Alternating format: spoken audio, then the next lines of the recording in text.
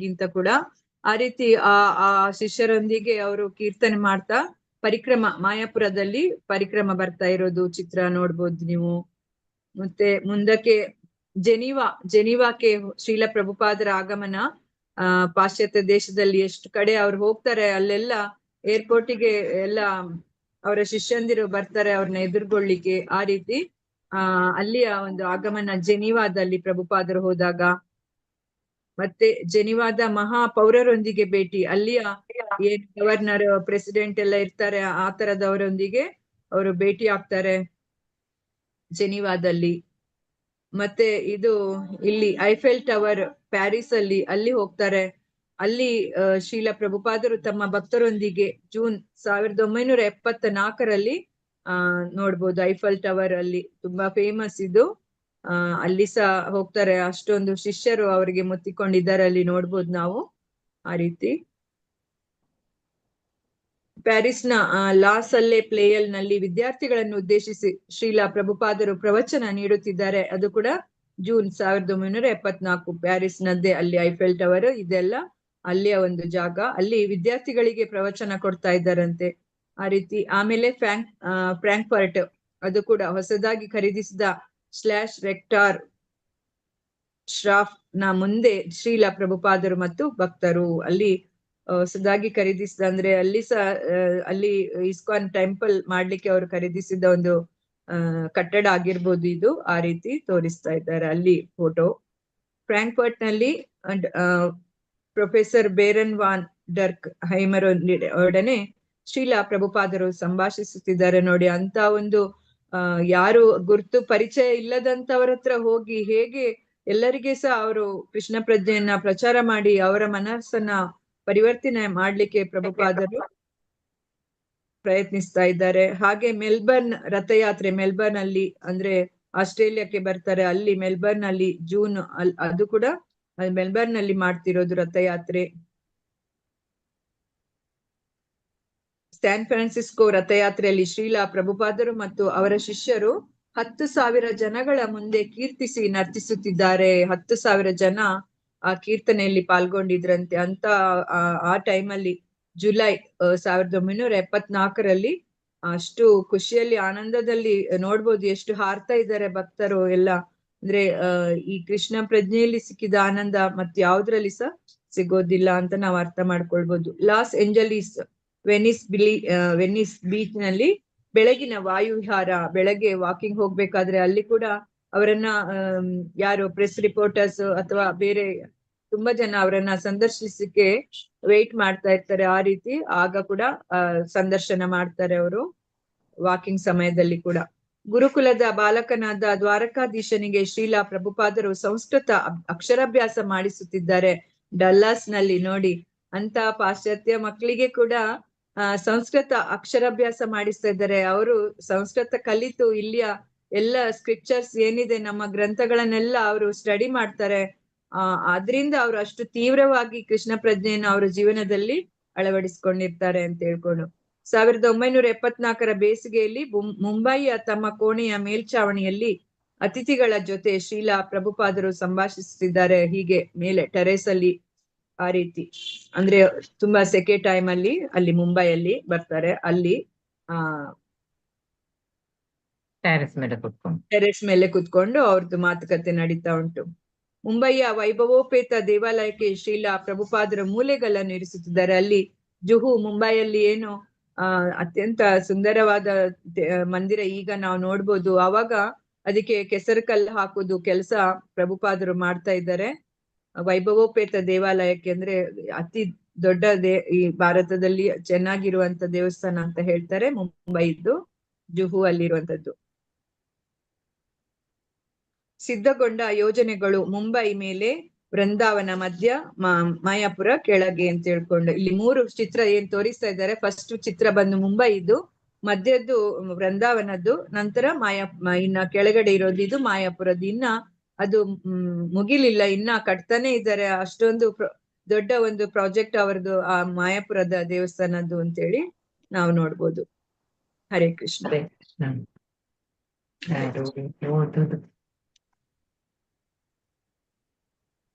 ಚಿತ್ರ ಮೋಹಿನಿ ಮಾತಾಜಿ ಓದ್ತೀರಾ?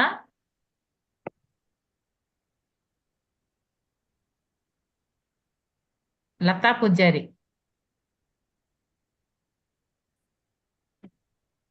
ಹರೇ ಕೃಷ್ಣ. ಜಯಶ್ರೀ PS ಜಯಶ್ರೀ ಮಾತಾಜಿ ಓದಿ.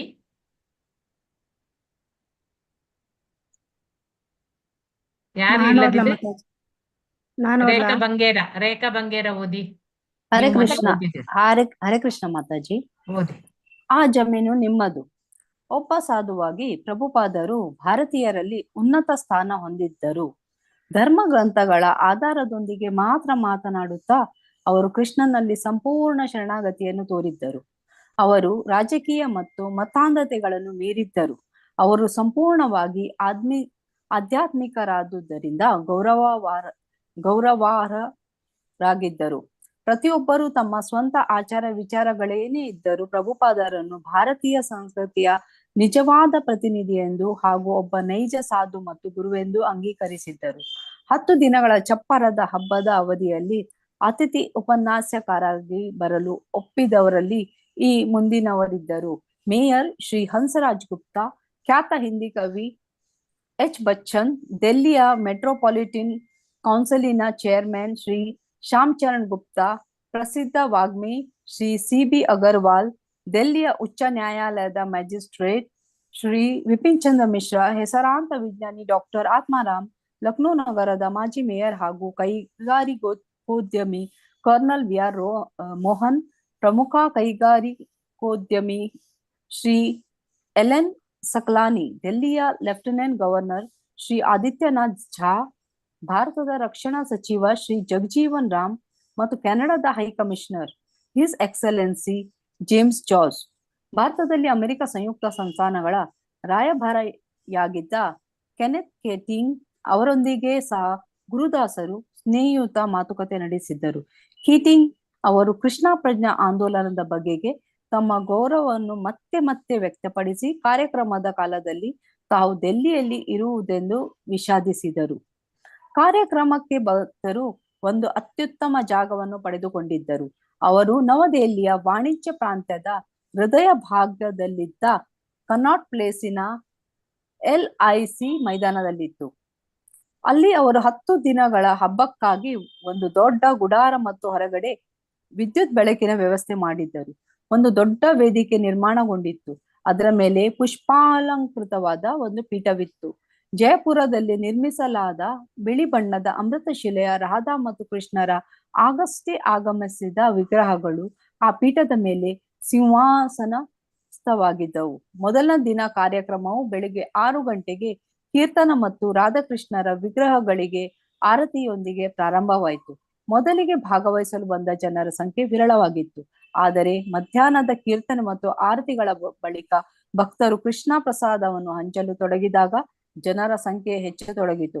ಸಂಜೆ ಕಾರ್ಯಕ್ರಮವು ಕೀರ್ತನೆಯೊಂದಿಗೆ ಮೊದಲಾಗಿ ಉತ್ಸಾಹದಿಂದ ಮುಂದುವರಿಯಿತು. ಶ್ರೀಲ ಪ್ರಭುಪಾದರ ಪ್ರವೇಶದೊಂದಿಗೆ ಅದು ದಿವ್ಯಾನಂದದ ಉತ್ಕಟಾವಸ್ಥೆಯನ್ನು ಮುಟ್ಟಿತು. ಹರೇ ಕೃಷ್ಣ ಮಾತಾಜಿ. ಹರೇ ಕೃಷ್ಣ ಮಾತಾಜಿ. ಧನ್ಯವಾದಗಳು ಮಾತಾಜಿ. ಶ್ರುತಿ ಮಾತಾಜಿ ಓದಿ. ಹರೇ ಕೃಷ್ಣ ಮಾತಾಜಿ. ಓದಿ ಮಾತಾಜಿ. ದೆಹಲಿಯ ಧಾರ್ಮಿಕ ಜನರಿಗೆ ಹರೇ ಕೃಷ್ಣ ಹಬ್ಬದ ಸಂಜೆಯ ಕಾರ್ಯಕ್ರಮವು ಬಹುಮುಖ್ಯವಾದ ಸಂದರ್ಭವಾಯಿತು. ಕಾರ್ಯಕ್ರಮದ ಸ್ಥಳ ಮತ್ತು ಸಮಯ ಅನುಕೂಲಕರವಾಗಿದ್ದುದರಿಂದ ಮತ್ತು ಉಚಿತ ಪ್ರವೇಶಾವಕಾಶ ಇದ್ದುದರಿಂದ ಸಹಸ್ರಾರು ಸಂಖ್ಯೆಯಲ್ಲಿ ಜನ ಅಲ್ಲಿ ನೆರೆದರು. ಅವರಲ್ಲಿ ಅನೇಕರು ಮುಖ್ಯವಾಗಿ ಅಮೆರಿಕದ ಯುವ ವೈಷ್ಣವರನ್ನು ನೋಡಲು ಬಂದಿದ್ದರು. ಶಿಷ್ಯರ ವರ್ತುಲದ ರಕ್ಷಣೆಯಲ್ಲಿ ಪ್ರಭುಪಾದರು ಜನಸಮೂಹದ ಮೂಲಕ ಹಾದು ಬಂದಾಗ ನೂರಾರು ಜನ ಅವರ ಪಾದಗಳನ್ನು ಸ್ಪರ್ಶಿಸಲು ಮತ್ತು ಅವರ ಆಶೀರ್ವಾದ ಪಡೆಯಲು ಮುನ್ನುಗ್ಗಿದರು. ಉಣ್ಣೆಯ ಚಾದರ ಹೊದ್ದು ಶಿರದಲ್ಲಿ ಸ್ವಾಮಿ ಹ್ಯಾಟ್ ಧರಿಸಿದ್ದ ಪ್ರಭುಪಾದರು ಶಾಂತಚಿತ್ತರಾಗಿ ತಮ್ಮ ಸಹಜ ಶ್ರೀಮಂತಿಕೆಯ ಟಿವಿಯಲ್ಲಿ ವೇದಿಕೆಯ ಕಡೆಗೆ ಮುನ್ನಡೆದರು. ಅವರು ವ್ಯಾಸಾಸನದ ಮೇಲೆ ಕುಳಿತಂತೆ ಶ್ರೋತೃ ವೃಂದವು ನಿಶಬ್ದ ತಾಳಿತು. ಮೊದಲಿಗೆ ನವದೆಹಲಿಯ ಮೇಯರ್ ಶ್ರೀ ಹಂಸರಾಜ್ ಗುಪ್ತಾ ಮಾತಾಡಿದರು. ಅವರು ಶ್ರೀಲ ಪ್ರಭುಪಾದರನ್ನು 1960ರ ಪ್ರಾರಂಭದಲ್ಲಿ ಭೇಟಿಯಾಗಿದ್ದರು. ಆಗ ಪ್ರಭುಪಾದರು ಶ್ರೀಮದ್ ಭಾಗವತದ ಮೊದಲ ಸಂಪುಟವನ್ನು ಪ್ರಕಟಿಸಲು ಧನ ಸಹಾಯಕ್ಕಾಗಿ ಅವರ ಬಳಿ ಹೋಗಿದ್ದರು. ಪ್ರಭುಪಾದರನ್ನು ದೇವರಿಗೆ ನಿಷ್ಠ ಮತ್ತು ಹತ್ತಿರದ ಒಬ್ಬ ವ್ಯಕ್ತಿ ಎಂದು ಗುರುತಿಸಿ ಮೇಯರ್ ಗುಪ್ತಾ ನೆರವು ನೀಡಿದ್ದರು. ಮುಂದೆ ಪ್ರಭುಪಾದರು ಅವರಿಗೆ ಶ್ರೀಮದ್ ಭಾಗವತದ ಮೊದಲ 2 ಸಂಪುಟಗಳನ್ನು ಗೌರವ ಪ್ರತಿಗಳಾಗಿ ಕಾಣಿಕೆ ನೀಡಿದ್ದರು.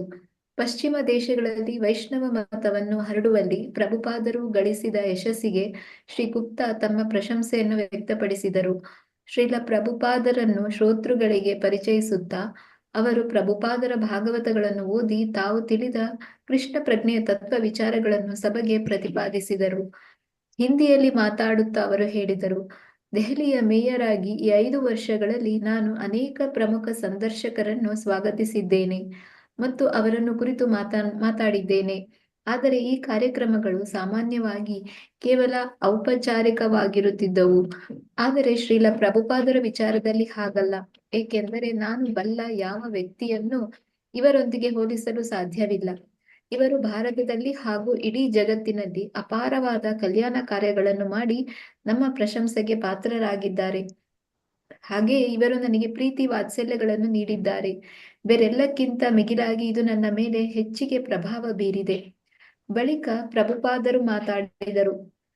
ಅವರು ತಮ್ಮ ಉಪನ್ಯಾಸವನ್ನು ಪ್ರಾರಂಭಿಸುವ ಮೊದಲು ಶ್ರೋತೃಗಳನ್ನು ಕೇಳಿದರು, ನಾನು ಹಿಂದಿಯಲ್ಲಿ ಮಾತಾಡಲು ಅಥವಾ ಇಂಗ್ಲಿಷಿನಲ್ಲೋ? ಬಹುಪಾಲು ಜನ ಹಿಂದಿಯಲ್ಲಿ ಎಂದರು, ಕೆಲವರು ಇಂಗ್ಲಿಷಿನಲ್ಲಿ ಎಂದರು. ಆದರೆ ಪ್ರಭುಪಾದರು ಪ್ರಕಟಿಸಿದರು, ನಾನು ಇಂಗ್ಲಿಷಿನಲ್ಲಿ ಮಾತಾಡುತ್ತೇನೆ, ಏಕೆಂದರೆ ಅಮೆರಿಕದ ಮತ್ತು ಯುರೋಪಿನ ನನ್ನ ಶಿಷ್ಯರು ಇಲ್ಲಿ ನನ್ನೊಂದಿಗಿದ್ದಾರೆ. ಅವರು ನನ್ನನ್ನು ಹಿಂಬಾಲಿಸಿದ್ದಾರೆ.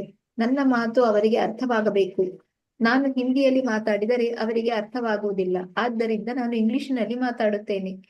ಹರೇ ಕೃಷ್ಣ ಮಾತಾಜಿ. ಹರೇ ಕೃಷ್ಣ ಮಾತಾಜಿ, ಧನ್ಯವಾದಗಳು. ವಿ ಮಂಗಳ ಮಾತಾಜಿ ಓದಿ.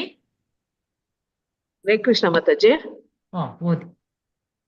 ಹೀಗೆ ಹೇಳಿ ಪ್ರಭುಪಾದರು ಇಂಗ್ಲಿಶಿನಲ್ಲಿ ತಮ್ಮ ಉಪನ್ಯಾಸವನ್ನು ಮುಂದುವರಿಸಿದರು. ಮಹಿಳೆಯರೇ ಮತ್ತು ಮಹನೀಯರೇ, ಈ ಕೃಷ್ಣ ಪ್ರಜ್ಞಾ ಆಂದೋಲನದಲ್ಲಿ ನೀವು ದಯವಿಟ್ಟು ಭಾಗವಹಿಸುತ್ತಿರುವುದಾಗಿ ನಿಮಗೆ ನನ್ನ ಧನ್ಯವಾದಗಳು. ಇದೀಗ ನಾವು ಜಯ ರಾಧಾ ಮಾಧವ ಕುಂಜ ವಿಹಾರಿ ಎಂಬ ದಿವ್ಯ ಗೀತೆಗೆ ಮಿಡಿದು ಹಾಡೋಣ. ನೀವು ಬಲ್ಲಂತೆ ಕೃಷ್ಣನ ಶಾಶ್ವತ ಪತ್ನಿ, ಅವನ ಆದ್ಲಿನಿ ಶಕ್ತಿಯಾದ ಶ್ರೀಮತಿ ರಾಧಾರಾಣಿ. ಕೃಷ್ಣನು ದೇವೋತ್ತಮ ಪರಮ ಪುರುಷ. ಅವನು ಆನಂದಿಸಲು ಬಯಸಿದಾಗ ರಾಧಾರಾಣಿ ಎಂಬ ತನ್ನ ಆದ್ಲಿನಿ ಶಕ್ತಿಯನ್ನು ಪ್ರದರ್ಶಿಸುತ್ತಾನೆ. ಜಯ ರಾಧಾ ಮಾಧವ ಕೀರ್ತನೆಯ ಬಳಿಕ ಪ್ರಭುಪಾದರು ಕೃಷ್ಣನು ಭೌತಿಕ ಜಗತ್ತಿನಲ್ಲಿ ಏಕೆ ಅವತರಿಸುತ್ತಾನೆ, ಜೀವಾತ್ಮರು ದೇಹದಿಂದ ದೇಹಕ್ಕೆ, ಜನ್ಮದಿಂದ ಜನ್ಮಕ್ಕೆ ಹೇಗೆ ಪರಿಭ್ರಮಿಸುತ್ತಾರೋ ಮತ್ತು ಜೀವಾತ್ಮರಿಗೆ ಕೃಷ್ಣ ಪ್ರೇಮವನ್ನು ತಮ್ಮಲ್ಲಿ ಪುನರುಜ್ಜೀವನಗೊಳಿಸಿಕೊಳ್ಳಲು ಮಾನವ ಜನ್ಮವು ಹೇಗೆ ಎಂದು ಅವಕಾಶವಾಗಿದೆ ಎಂಬ ಬಗೆ ಭಗವದ್ಗೀತೆಯನ್ನು ಉಲ್ಲೇಖಿಸುತ್ತಾ ಅರ್ಧ ಗಂಟೆ ಕೃಷ್ಣ ವಿಜ್ಞಾನವನ್ನು ಪ್ರತಿಪಾದಿಸಿದರು. ಪ್ರಭುಪಾದರು ನುಡಿದರು, ಧರ್ಮವೆನ್ನುವುದು ಶ್ರೀ ಕೃಷ್ಣನಿಗೆ ಶರಣು ಹೋಗುವುದಷ್ಟೇ. ಕೃಷ್ಣ ಪ್ರಜ್ಞೆಯುಳ್ಳವರಿಗೆ ಇದಕ್ಕೆ ಚರ್ಚ್ ಬೇಕಾಗಿಲ್ಲ, ಮಸೀದಿ ಬೇಕಾಗಿಲ್ಲ, ಏನೂ ಬೇಕಿಲ್ಲ. ನೀವು ಎಲ್ಲಿ ಕುಳಿತರಲ್ಲಿ ಹರೇ ಕೃಷ್ಣ ಕೀರ್ತನೆ ಮಾಡಬಹುದು. ಇದು ಅತ್ಯಂತ ಸುಲಭ ವಿಧಾನ. ಶ್ರೀಮದ್ ಭಾಗವತದ ಪ್ರಾಚೀನ ವಕ್ತರಾದ ಶುಕಮುನಿ ಅವರನ್ನು ಅನುಸರಿಸಿ ಪ್ರಭುಪಾದರು ಆತ್ಮ ಸಾಕ್ಷಾತ್ಕಾರವಿಲ್ಲದೆ ಹಂದಿಗಳಂತೆ ನಾಯಿಗಳಂತೆ ದುಡಿಯುತ್ತಾ ಕಳೆಯುವ ಭೌತಿಕ ಜೀವನವನ್ನು ಖಂಡಿಸಿದರು. ಭಾರತವು ಜ್ಞಾನ ಭಂಡಾರವೆಂದು, ಭಾರತೀಯರು ಅದನ್ನು ಜಗತ್ತಿನೆಲ್ಲೆಡೆ ಹಂಚಬೇಕೆಂದು ಅವರು ಒತ್ತಿ ಹೇಳಿದರು. ದುರ್ದೈವದಿಂದ ಭಾರತೀಯರು ತಮ್ಮ ನಿಜವಾದ ಕರ್ತವ್ಯವನ್ನು ಮರೆಯುತ್ತಿದ್ದಾರೆಂದು ಅವರು ವಿಷಾದಿಸಿದರು. ತಮ್ಮ ಉಪನ್ಯಾಸವನ್ನು ಮುಗಿಸುತ್ತಾ ಪ್ರಭುಪಾದರು ಹೇಳಿದರು, ಕೃಷ್ಣ ಪ್ರಜ್ಞಾ ಆಂದೋಲನದ ಸಂಬಂಧವಾಗಿ ಹೇಳಬೇಕಾದದ್ದು ಇನ್ನೂ ಬಹಳವಿದೆ. ಮುಂದಿನ 10 ದಿನಗಳಲ್ಲಿ ನಾನು ಅದನ್ನು ನಿಮ್ಮ ಮುಂದಿಡಲು ಪ್ರಯತ್ನಿಸುತ್ತೇನೆ. ಇದು ಪ್ರಾರಂಭ. ನೀವು ಇಲ್ಲಿಗೆ ಬರಬೇಕೆಂದು ನಾನು ಕೋರುತ್ತೇನೆ. ನಾವು ಯಾವುದೇ ಶುಲ್ಕ ವಿಧಿಸುವುದಿಲ್ಲ. ನಾವು ಕೃಷ್ಣನನ್ನು ಅವಲಂಬಿಸಿದ್ದೇವೆ. ಅವನು ಬಯಸಿದರೆ ನಮಗೆ ಲಾಭ ತರುತ್ತಾನೆ. ನಾವು ಸಂಪೂರ್ಣವಾಗಿ ಕೃಷ್ಣನಿಗೆ ಶರಣಾಗಿದ್ದೇವೆ. ಅವನು ಬಯಸಿದರೆ ನಮ್ಮನ್ನು ಸಲಹುತ್ತಾನೆ ಅಥವಾ ಕೊಲ್ಲುತ್ತಾನೆ. ಈ ಬಗೆಗೆ ನಮಗೆ ಚಿಂತೆ ಇಲ್ಲ. ಅದು ನಮ್ಮ ಕೆಲಸವಲ್ಲ. ನಮಗೆ ಪ್ರತ್ಯಕ್ಷ ಆಸಕ್ತಿ ಯಾವುದೂ ಇಲ್ಲ. ನೀವು ಬಂದು ಈ ಆಂದೋಲನದಲ್ಲಿ ಭಾಗವಹಿಸಬೇಕೆಂದು ನಾವು ಕೋರುತ್ತೇವೆ. ಇದು ಯಾವುದೇ ನಿರ್ದಿಷ್ಟ ಧರ್ಮಕ್ಕೆ ಸೇರಿದ ಪಂಥವಲ್ಲ. ಈಗ ಜಗತ್ತಿನಾದ್ಯಂತ ಕೃಷ್ಣ ಪ್ರಜ್ಞೆಯಲ್ಲಿ ನಾವು ಅನೇಕ ಹಿಂದೂಗಳನ್ನು, ಕ್ರೈಸ್ತರನ್ನು, ಯಹೂದಿಗಳನ್ನು, ಮಹಮ್ಮದೀಯರನ್ನು ಹಾಗೂ ಸಿಖ್ಖರನ್ನು ಹೊಂದಿದ್ದೇವೆ. ನಾವು ಪ್ರಚಾರ ಮಾಡುತ್ತಿರುವ ಕೃಷ್ಣ ಎಂಬ ಒಂದು ಪದವನ್ನು. ಭಗವದ್ಗೀತೆ ಎಂಬ ಒಂದು ಧರ್ಮ ಗ್ರಂಥವನ್ನು ಮತ್ತು ಹರೇ ಕೃಷ್ಣ ಎಂಬ ಒಂದು ಮಂತ್ರವನ್ನು ಮಾತ್ರ. ಹರೇ ಕೃಷ್ಣ ಕೃಷ್ಣ ಕೃಷ್ಣ ಹರೇ ಹರೇ, ಹರೇ ರಾಮ ರಾಮ ರಾಮ ಹರೇ ಮಾಡಿ. ನಿಮಗೆ ಅನಂತ ಧನ್ಯವಾದಗಳು. ಹರೇ ಕೃಷ್ಣ ಮಾತಾಜಿ. ಧನ್ಯವಾದಗಳು ಮಾತಾಜಿ ತಮಗೂ. ಧನ್ಯವಾದ ಮಾತಾಜಿ. ಪಾರ್ವತಮ್ಮ ಮಾತಾಜಿ ಓದ್ತೀನಿ ಮಾತಾಜಿ. ಓದಿ. ಪ್ರಭುಪಾದರು ವೇದಿಕೆಯಿಂದ ಇಳಿದು ಹೊರಡಲು ಯತ್ನಿಸಿದರು. ಮತ್ತೊಮ್ಮೆ ಜನಸಮೂಹವು ಅವರ ಚರಣ ಕಮಲಗಳನ್ನು ಸ್ಪರ್ಶಿಸಲು ಮುನ್ನುಗ್ಗಿತು. ಪ್ರಭುಪಾದರ ಶ್ರೇಷ್ಠತೆಯ ಬಗೆಗೆ ಅವರ ಶಿಷ್ಯರಿಗೆ ಈಗಾಗಲೇ ಮನವರಿಕೆಯಾಗಿತ್ತು.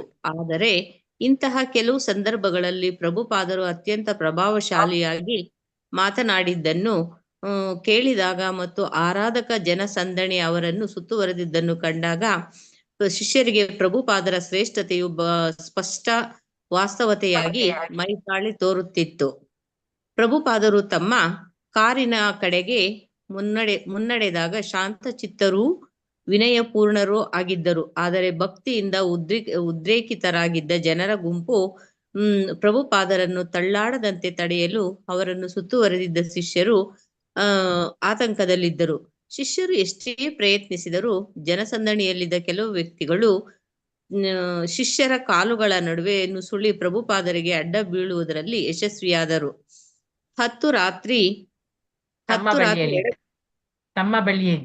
ತಮ್ಮ ಬಳಿ ಇದ್ದ ಶಿಷ್ಯರ ಕಡೆಗೆ ತಿರುಗಿ ಪ್ರಭುಪಾದರು ಕೇಳಿದರು, ಜನರೇಕೆ ನನ್ನನ್ನು ಆರಾಧಿಸುತ್ತಿದ್ದಾರೆಂದು ತಿಳಿಯಿತೇ?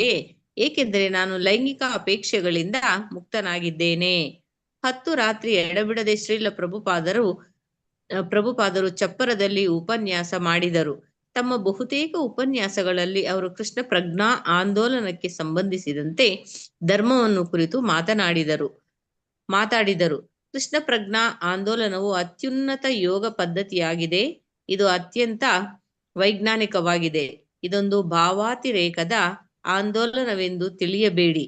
ಇದು ವೇದಗಳ ಪ್ರಮಾಣ ಮತ್ತು ಬೆಂಬಲವನ್ನು ಪಡೆದಿದೆ. ವಾಸ್ತವವಾಗಿ ಇದು ಪರಿಣಾಮಕಾರಿಯಾಗುತ್ತಿದೆ. ಧರ್ಮವೆಂದರೆ ದೇವರಿಗೆ ಶರಣಾಗತಿ. ಈ ಯುವತಿಯರು ಈ ನಿಜವಾದ ಧರ್ಮವನ್ನು ಅಂಗೀಕರಿಸಿದ್ದಾರೆ. ಈ ಆಂದೋಲನವು ಎಷ್ಟು ಮುಖ್ಯವಾದುದೆಂದರೆ ನಾವು ಪ್ರತಿಯೊಬ್ಬರಿಗೂ ಅವರ ಜೀವನವನ್ನು ಯಶಸ್ವಿಗೊಳಿಸಿಕೊಳ್ಳಲು ಒಂದು ಅವಕಾಶ ಕಲ್ಪಿಸುತ್ತಿದ್ದೇವೆ. ಆದ್ದರಿಂದ ನೀವೆಲ್ಲರೂ ಕೃಷ್ಣ ಪ್ರಜ್ಞೆಯನ್ನು ಅಂಗೀಕರಿಸಬೇಕೆಂಬುದು ನಮ್ಮ ವಿನಮ್ರ ವಿನಂತಿ. 5ನೆಯ ಸಂಜೆ ನ್ಯಾಯಾಧೀಶರಾದ ಮಿಶ್ರಾ ಅವರು ತಮ್ಮ ಪ್ರಾಸ್ತಾವಿಕ ಭಾಷಣದಲ್ಲಿ ಧರ್ಮವನ್ನು ಕುರಿತು ಪ್ರಸ್ತಾಪ ಮಾಡಿದರು. ಶ್ರೀಲ ಪ್ರಭುಪಾದರು ಅನಂತರ ತಮ್ಮ ಉಪನ್ಯಾಸದಲ್ಲಿ ಧರ್ಮ ಎಂಬ ಪದವನ್ನು ಹೀಗೆ ಅರ್ಥೈಸಿದರು. ಸ್ವಲ್ಪ ಮೇಲೆ ಮಾಡಿ ಮಾತಾಜಿ. ಧರ್ಮದ ಅರ್ಥ ಸ್ವರೂಪ ಸ್ಥಿತಿ. ಇಂಗ್ಲಿಷ್ ನಿಘಂಟಿನಲ್ಲಿ ರಿಲಿಜನ್ ಎಂದರೆ ನಂಬಿಕೆ ಎಂದು ವರ್ಣಿಸಲಾಗಿದೆ. ಆದರೆ ವೇದದ ಅರ್ಥ ನಿರ್ಣಯದ ಪ್ರಕಾರ ಧರ್ಮವನ್ನು ನಂಬಿಕೆಯ ಹಾಗೆ ಬದಲಾಯಿಸುವಂತಿಲ್ಲ, ಏಕೆಂದರೆ ಅದು ಭಗವಂತನು ವಿಧಿಸಿದ ಕಾನೂನು. ಕೃಷ್ಣನ ಚರಣ ಕಮಲಗಳಿಗೆ ಶರಣಾಗತನಾಗುವುದೊಂದೇ ಧರ್ಮ. ಅದು ಕೃಷ್ಣನ ತೀರ್ಪು. ದೇವರ ಬಳಿ ಸಾರುವಾಗ ವ್ಯಕ್ತಿಯು ಯಾವುದೇ ಗುಪ್ತ ಉದ್ದೇಶಗಳನ್ನು ಹೊಂದಿರಬಾರದು. ಈ ಕೂಡಲೇ ಧನ್ಯವಾದಗಳು ಮಾತಾಜಿ. ಧನ್ಯವಾದಗಳು. ಹರಿಣಿ ಕಕ್ಕೇರಿ ಮಾತಾಜಿ ಓದಿ. ಹರೇ ಕೃಷ್ಣ ಮಾತಾಜಿ. ಈ ಕೂಡಲೇ ಏಕೆ ಶರಣಾಗಬಾರದು? ಬುದ್ಧಿ ಉಪಯೋಗಿಸಿ ನೀವು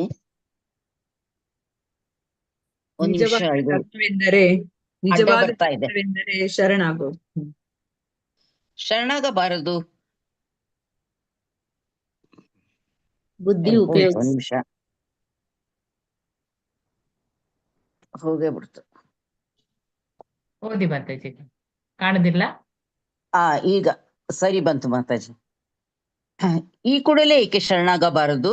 ಬುದ್ಧಿ ಉಪಯೋಗಿಸಿ ನಿಜವಾದ ಧರ್ಮವೆಂದರೆ ತಕ್ಷಣ ಶರಣಾಗುವುದು. ಹಲವಾರು ಜನ್ಮಗಳವರೆಗೆ ಏಕೆ ಕಾಯಬೇಕು? ನೀವೆಲ್ಲರೂ ಈ ಕೃಷ್ಣ ಪ್ರಜ್ಞೆಯ ಪ್ರಕ್ರಿಯೆಯನ್ನು ಗಂಭೀರವಾಗಿ ಅರ್ಥ ಮಾಡಿಕೊಳ್ಳಲು ಪ್ರಯತ್ನಿಸಬೇಕೆಂದು ನಮ್ಮ ಮನವಿ. ಇದನ್ನು ಸ್ವೀಕರಿಸಿ, ನಿಮಗೆ ಆನಂದ ಲಭಿಸುತ್ತದೆ. ಭಾರತದ ಜನ ತಮ್ಮ ಧರ್ಮವನ್ನು ತೊರೆದು ಐಹಿಕವಾದಿಗಳಾಗುತ್ತಿರುವುದನ್ನು ಶ್ರೀಲ ಪ್ರಭುಪಾದರು ಕಂಡರು. ಭಾರತೀಯರ ಈ ದೊಡ್ಡ ತಪ್ಪನ್ನು ಎತ್ತಿ ತೋರಿಸಿ ಅದನ್ನು ತಿದ್ದುಕೊಳ್ಳಲು ಒತ್ತಾಯಿಸಿ ದೃಢವಾಗಿ ಮಾತನಾಡಿದರು. ನೀವು ನಿಮ್ಮ ರಾಷ್ಟ್ರವಾದ ಭಾರತವನ್ನು ನಿಜವಾಗಿಯೂ ಮುಂದೆ ತರಬೇಕೆಂದು ಬಯಸಿದರೆ ಕೃಷ್ಣ ಪ್ರಜ್ಞೆಯ ಸಂಸ್ಕೃತಿಯನ್ನು ಸ್ವೀಕರಿಸಲೇಬೇಕು. ಇದು ನಿಮ್ಮ ದೇಶಕ್ಕೆ ವೈಭವ ನೀಡುತ್ತದೆ. ತಂತ್ರಜ್ಞಾನದ ಕ್ಷೇತ್ರದಲ್ಲಿ ನೀವು ಪಶ್ಚಿಮ ಜಗತ್ತಿನೊಂದಿಗೆ ಸ್ಪರ್ಧಿಸಲಾರಿರಿ. ಅದು ಸಾಧ್ಯವಿಲ್ಲದ ಮಾತು. ಪಾಶ್ಚಿಮಾತ್ಯ ಓದಿ. ದೇಶಗಳಿರುವುದೇ ಎಲ್ಲೋಯ್ತು ಮಾತಾಜಿ? ಇಲ್ಲೇ ಉಂಟು ನೋಡಿ. ದೇಶಗಳಿರುವುದೇ ಪಾಶ್ಚಿಮಾತ್ಯ ದೇಶಗಳಿರುವುದೇ ತಂತ್ರಜ್ಞಾನದ ಪ್ರಗತಿಯ ಉದ್ದೇಶಕ್ಕಾಗಿ. ಆದರೆ ನೀವಿರುವುದು ಬೇರೆ ಉದ್ದೇಶಕ್ಕಾಗಿ. ನಿಮ್ಮ ವಿಶೇಷ ಅನುಕೂಲವೆಂದರೆ ನೀವು ಹಲವು ಜನ್ಮಗಳ ಪುಣ್ಯ ಫಲದಿಂದ ಈ ಭಾರತ ವರ್ಷದಲ್ಲಿ ಜನಿಸಿದ್ದೀರಿ. ಭಾರತದಲ್ಲಿ ಕಡು ಬಡತನವಿದೆ. ಆದ್ದರಿಂದ ನಾವು ಹೋದಲ್ಲೆಲ್ಲ ನಾನೊಂದು ದಟ್ಟ ದರಿದ್ರ ದೇಶದಿಂದ ಬಂದವನೆಂದು ಅಲ್ಲಿನ ಜನ ಹೇಳುತ್ತಾರೆ. ಭಾರತವು ಸಹ ತನ್ನ ಈ ಮುಖವನ್ನೇ ಜಗಜ್ಜಾಹೀರು ಮಾಡುತ್ತಿದೆ. ನಮ್ಮ ಮಂತ್ರಿಗಳು ವಿದೇಶಗಳಲ್ಲಿ ಭಿಕ್ಷೆ ಬೇಡುತ್ತಾರೆ. ಆದ್ದರಿಂದ ನಮ್ಮದು ಭಿಕ್ಷುಕರ ಸಂಸ್ಕೃತಿ ಎಂದು ಇತರರು ತಿಳಿದಿದ್ದಾರೆ. ಬರ್ಕಲಿ ವಿಶ್ವವಿದ್ಯಾಲಯದಲ್ಲಿ ಒಬ್ಬ ಭಾರತೀಯ ವಿದ್ಯಾರ್ಥಿ ಹರೇ ಕೃಷ್ಣ ಆಂದೋಲನದ ಅಧ್ಯಯನವನ್ನು ವಿರೋಧಿಸಿದನು. ಹಾಗೆ ವಿರೋಧಿಸಿದ ವಿದ್ಯಾರ್ಥಿ ಅವನೊಬ್ಬನೇ.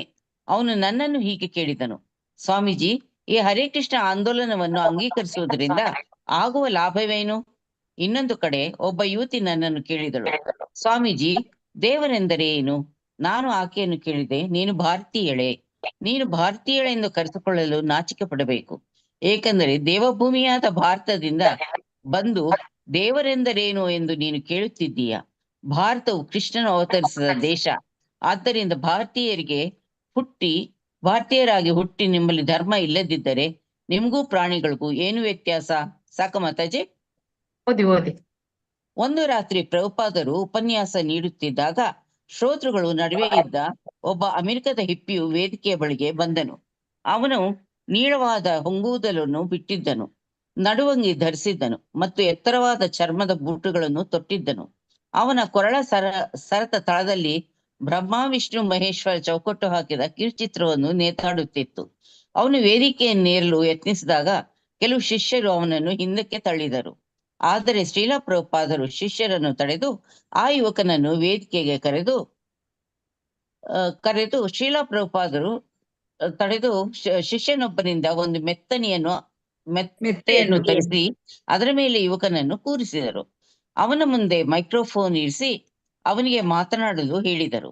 ಯುವಕನು ಒತ್ತಾಯಿಸಿ ಧನ್ಯವಾದಗಳು ಮಾತಾಜಿ. ಧನ್ಯವಾದಗಳು ಮಾತಾಜಿ. ಮಾತಾಜಿ ಓದ್ತೀರಾ?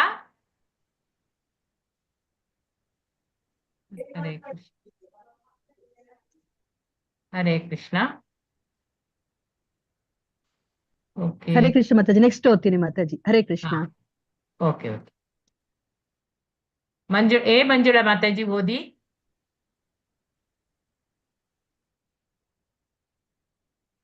ಹರೇ ಕೃಷ್ಣ. ಹರೇ ಕೃಷ್ಣ ಮಾತಾಜಿ. ಓದಿ.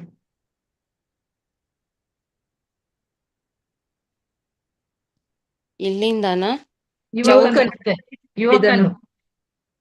ಯುವಕನು ಒತ್ತಾಯಿಸಿ ಕೇಳಿದನು, ನಿಮಗೆ ಆತ್ಮ ಸಾಕ್ಷಾತ್ಕಾರ ಆಗಿದೆಯೇ? ನಿಮ್ಮ ಅಂತರಾಳದಲ್ಲಿ ನೀವು ಆತ್ಮವನ್ನು ಕಂಡಿದ್ದೀರಾ? ಹೌದು, ಶ್ರೀಲ ಪ್ರಭುಪಾದರು ಉತ್ತರಿಸಿದರು. ಮೊದಲಿಗೆ ಈ ಉತ್ತರದಿಂದ ಯುವಕನು ತಬ್ಬಿಬ್ಬಾದನು. ಆದರೆ ಅನಂತರ ಮತ್ತೆ ಸವಾಲೆಸೆದನು. ಈಗ ಇನ್ನೊಂದು ವಿಷಯ ನನಗೆ ಹೇಳಿ, ಭಗವದ್ಗೀತೆಯ ರಚನೆಯಾದದ್ದು ಯಾವಾಗ? ಈಗ ನೀನು ನನ್ನ ಪ್ರಶ್ನೆಗೆ ಉತ್ತರಿಸು. ಶ್ರೀಲ ಪ್ರಭುಪಾದರು ಹೇಳಿದರು, ಭಗವದ್ಗೀತೆಯ ರಚನೆಯಾದದ್ದು ಯಾವಾಗ? 5000 ವರ್ಷಗಳ ಹಿಂದೆ ಎಂದು ನೀವು ನಿಮ್ಮ ಉಪನ್ಯಾಸದಲ್ಲಿ ಹೇಳಿದಿರಿ. ಆದರೆ ಬೇರೆ ಸ್ವಾಮಿಗಳ ಪ್ರಕಾರ ಅದು ರಚನೆಯಾದದ್ದು ಕೇವಲ 1500 ವರ್ಷಗಳ ಹಿಂದೆ ಮಾತ್ರ. ನನ್ನ ಪ್ರಶ್ನೆಗೆ ಉತ್ತರಿಸಿ. ಮೊದಲು ಕೇಳಿದ್ದು ನಾನು.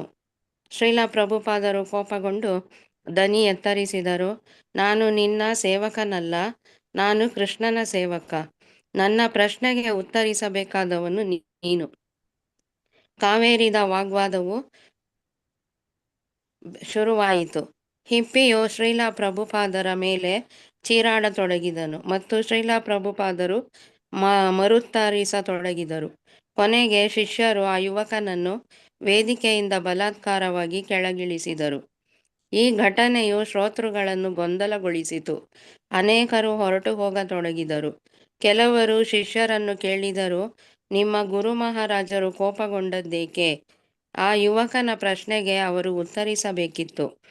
ಚಪ್ಪರದ ಕಾರ್ಯಕ್ರಮವನ್ನು ಬೆಂಬಲಿಸುತ್ತಿದ್ದ ಕೆಲವು ಪೌರ ನಾಯಕರೂ ಸಹ ಶ್ರೀಲ ಪ್ರಭುಪಾದರು ಜನತೆಯ ಮೇಲೆ ಪ್ರತಿಕೂಲ ಪರಿಣಾಮ ಬೀರಿದರೆಂದು ಹೆದರಿ ಕ್ಷೋಭೆಗೊಂಡರು.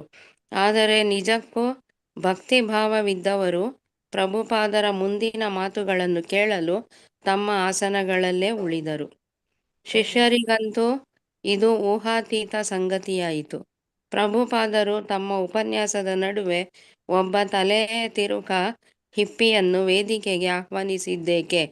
ಅವನಿಗೆ ಆಸನ ಮತ್ತು ಮೈಕ್ರೋಫೋನ್ ಕೊಟ್ಟದ್ದೇಕೆ?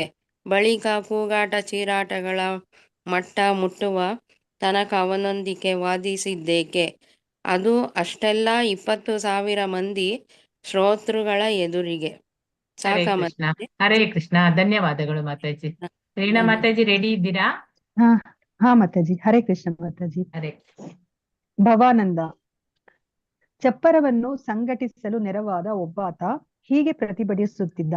ಓ ಸ್ವಾಮೀಜಿ, ಕೋಪಕ್ಕೆ ಒಳಗಾದರು. ಇದು ಒಳ್ಳೆಯದಲ್ಲ.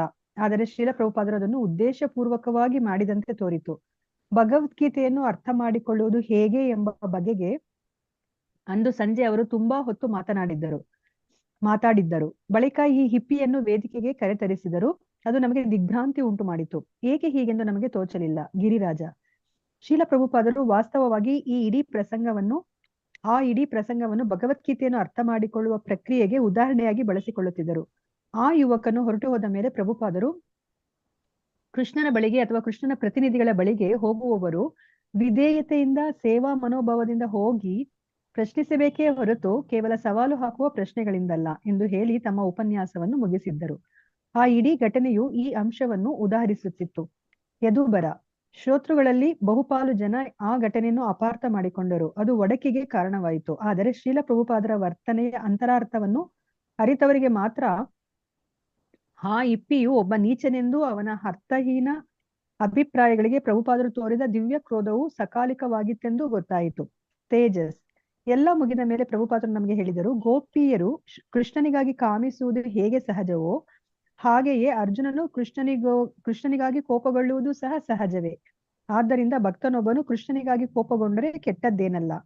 ಆದರೆ ಶ್ರೋತೃ ವೃಂದದಲ್ಲಿ ಬಹುಮಂದಿಗೆ ಈ ಅಂಶ ಭಕ್ತನು ನಿರಾಕಾರವಾದಿಯಲ್ಲ ಎಂಬ ಅಂಶ ಅರ್ಥವಾಗಲಿಲ್ಲ. ಭಾರತೀಯರಿಗೆ ನಿರ್ಭಾವುಕರು ನಿರಾಕಾರವಾದಿಗಳು ಆದ ಯೋಗಿಗಳನ್ನು ಕಂಡು ಅಭ್ಯಾಸ. ಶ್ರೋತೃಗಳಲ್ಲಿ ಬಹಳಷ್ಟು ಮಂದಿ ನಿರಾಕಾರವಾದಿಗಳೇ ಆಗಿದ್ದರು. ಚಪ್ಪರದ ಕಾರ್ಯಕ್ರಮದ ಕೊನೆಯ ರಾತ್ರಿ ಶ್ರೀಲ ಪ್ರಭುಪಾದರು ಕೆನಡಾದ ಹೈ ಕಮಿಷನರ್ ಜೇಮ್ಸ್ ಜಾರ್ಜ್ ಅವರೊಂದಿಗೆ ಖಾಸಗಿಯಾಗಿ ಮಾತನಾಡಿದರು. ಮಿಸ್ಟರ್ ಜಾರ್ಜ್, ಕೆನಡಾ ಮತ್ತು ಅಮೆರಿಕದ ಅನೇಕರನ್ನು ನೀವು ಆಕರ್ಷಿಸಿದ್ದೀರಿ. ಪ್ರಭುಪಾದ, ಆಕರ್ಷಿಸಿರುವುದು ನಾನಲ್ಲ, ಕೃಷ್ಣ. ಹರೇ ಕೃಷ್ಣ. ಮತ್ತೆ ಸ್ಕ್ರೋಲ್ ಮಾಡಿ. ಒಂದು ನಿಮಿಷ.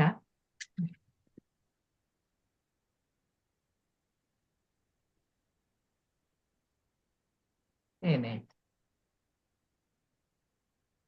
ಸ್ಕ್ರೋಲ್ ಆಗುದಿಲ್ಲ ಅಷ್ಟೇ. ನೆಕ್ಸ್ಟ್ ಪೇಜ್ ಅಂತೇಳಿ ನೀವು ವಿವರಿಸಿ ಮಾತಾಜಿ. ಇದರಲ್ಲಿ ನೆಕ್ಸ್ಟ್ ಪೇಜ್ ಮಾತಾಜಿ. ಅದು ಹೌದು, ನೆಕ್ಸ್ಟ್ ಸ್ಲೈಡ್. ಹರೇ ಕೃಷ್ಣ. ಧನ್ಯವಾದಗಳು ಮಾತಾಜಿ. ಧನ್ಯವಾದಗಳು. ಹರೇ ಕೃಷ್ಣ. ನಾಳೆ ಕಂಟಿನ್ಯೂ ಮಾಡಿ ಮಾತಾಜಿ. ಒಬ್ಬ ಸಾಧುವಾಗಿ ಅಲ್ಲಿಂದ ಅಲ್ವಾ ಮಾತಾಜಿ? ಹೌದು. ಒಬ್ಬ ಸಾಧುವಾಗಿ ಪ್ರಭುಪಾದರು ಭಾರತೀಯರಲ್ಲಿ ಉನ್ನತ ಸ್ಥಾನ ಹೊಂದಿದ್ದರು. ಅಂದ್ರೆ ಸಾಧು ಅಂತ ಹೇಳಿದ್ರೆ ಇಲ್ಲಿ ಭಕ್ತರಿಗೆ, ಶುದ್ಧ ಭಕ್ತರಿಗೆ ಸಾಧು ಅಂತ ಹೇಳ್ತಾರೆ. ಅಂತ ಪ್ರಭುಪಾದರು ಭಾರತೀಯರಲ್ಲಿ ಉನ್ನತ ಸ್ಥಾನವನ್ನು ಹೊಂದಿದ್ರು.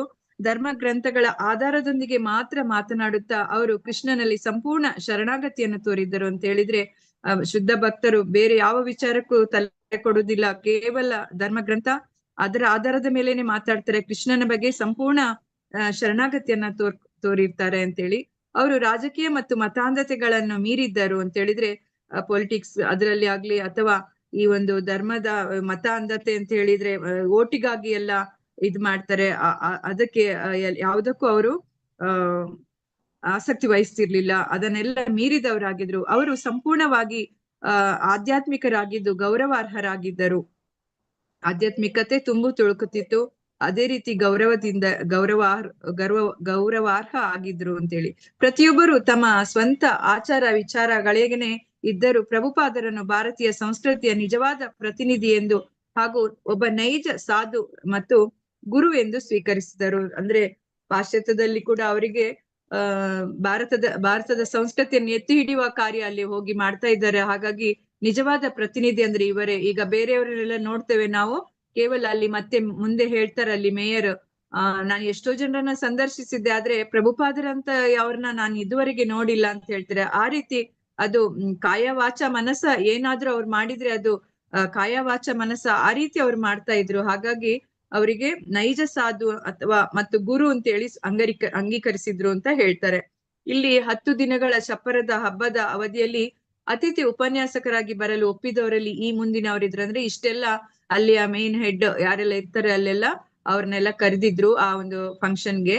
ಹಾಗೆ ಅಲ್ಲಿಯ ಮೇಯರ್ ಆಗಿದ್ದ ಹಂಸರಾಜ್ ಗುಪ್ತಾ, ಮತ್ತೆ ಇವರೆಲ್ಲ ಕವಿ ಎಚ್ ಬಚ್ಚನ್, ದೆಹಲಿಯ ಮೆಟ್ರೋಪಾಲಿಟನ್ ಕೌನ್ಸಿಲ್ ಚೇರ್ಮನ್ ಶ್ಯಾಮಶರಣ ಗುಪ್ತಾ, ಹೀಗೆ ವಾಗ್ಮಿ ಶ್ರೀ ಬಿ ಅಗರ್ವಾಲ್, ದೆಹಲಿಯ ಉಚ್ಚ ನ್ಯಾಯಾಲಯದ ಮ್ಯಾಜಿಸ್ಟ್ರೇಟ್ ಶ್ರೀ ವಿಪಿನ್ ಚಂದ್ರ ಮಿಶ್ರಾ, ಹೆಸರಾಂತ ವಿಜ್ಞಾನಿ ಡಾಕ್ಟರ್ ಆತ್ಮಾರಾಮ್, ಲಕ್ನೋ ನಗರದ ಮಾಜಿ ಮೇಯರ್ ಹಾಗೂ ಕೈಗಾರಿಕೋದ್ಯಮಿ ಕರ್ನಲ್ BR ಮೋಹನ್, ಪ್ರಮುಖ ಕೈಗಾರಿಕೋದ್ಯಮಿ ಆಗಿದ್ದ ಶ್ರೀ LN ಸಕಲಾನಿ, ಮತ್ತೆ ದೆಹಲಿಯ ಲೆಫ್ಟಿನೆಂಟ್ ಗವರ್ನರ್ ಆದಿತ್ಯನಾಥ್ ಝಾ, ಭಾರತದ ರಕ್ಷಣಾ ಸಚಿವಾಗಿದ್ದ ಆಗಿನ ಕಾಲದ್ದು ಶ್ರೀ ಜಗಜೀವನ್ ರಾಮ್, ಮತ್ತು ಕೆನಡಾದ high commissioner his excellency James George ಅವರು ಕೂಡ ಬಂದಿದ್ರಂತೆ.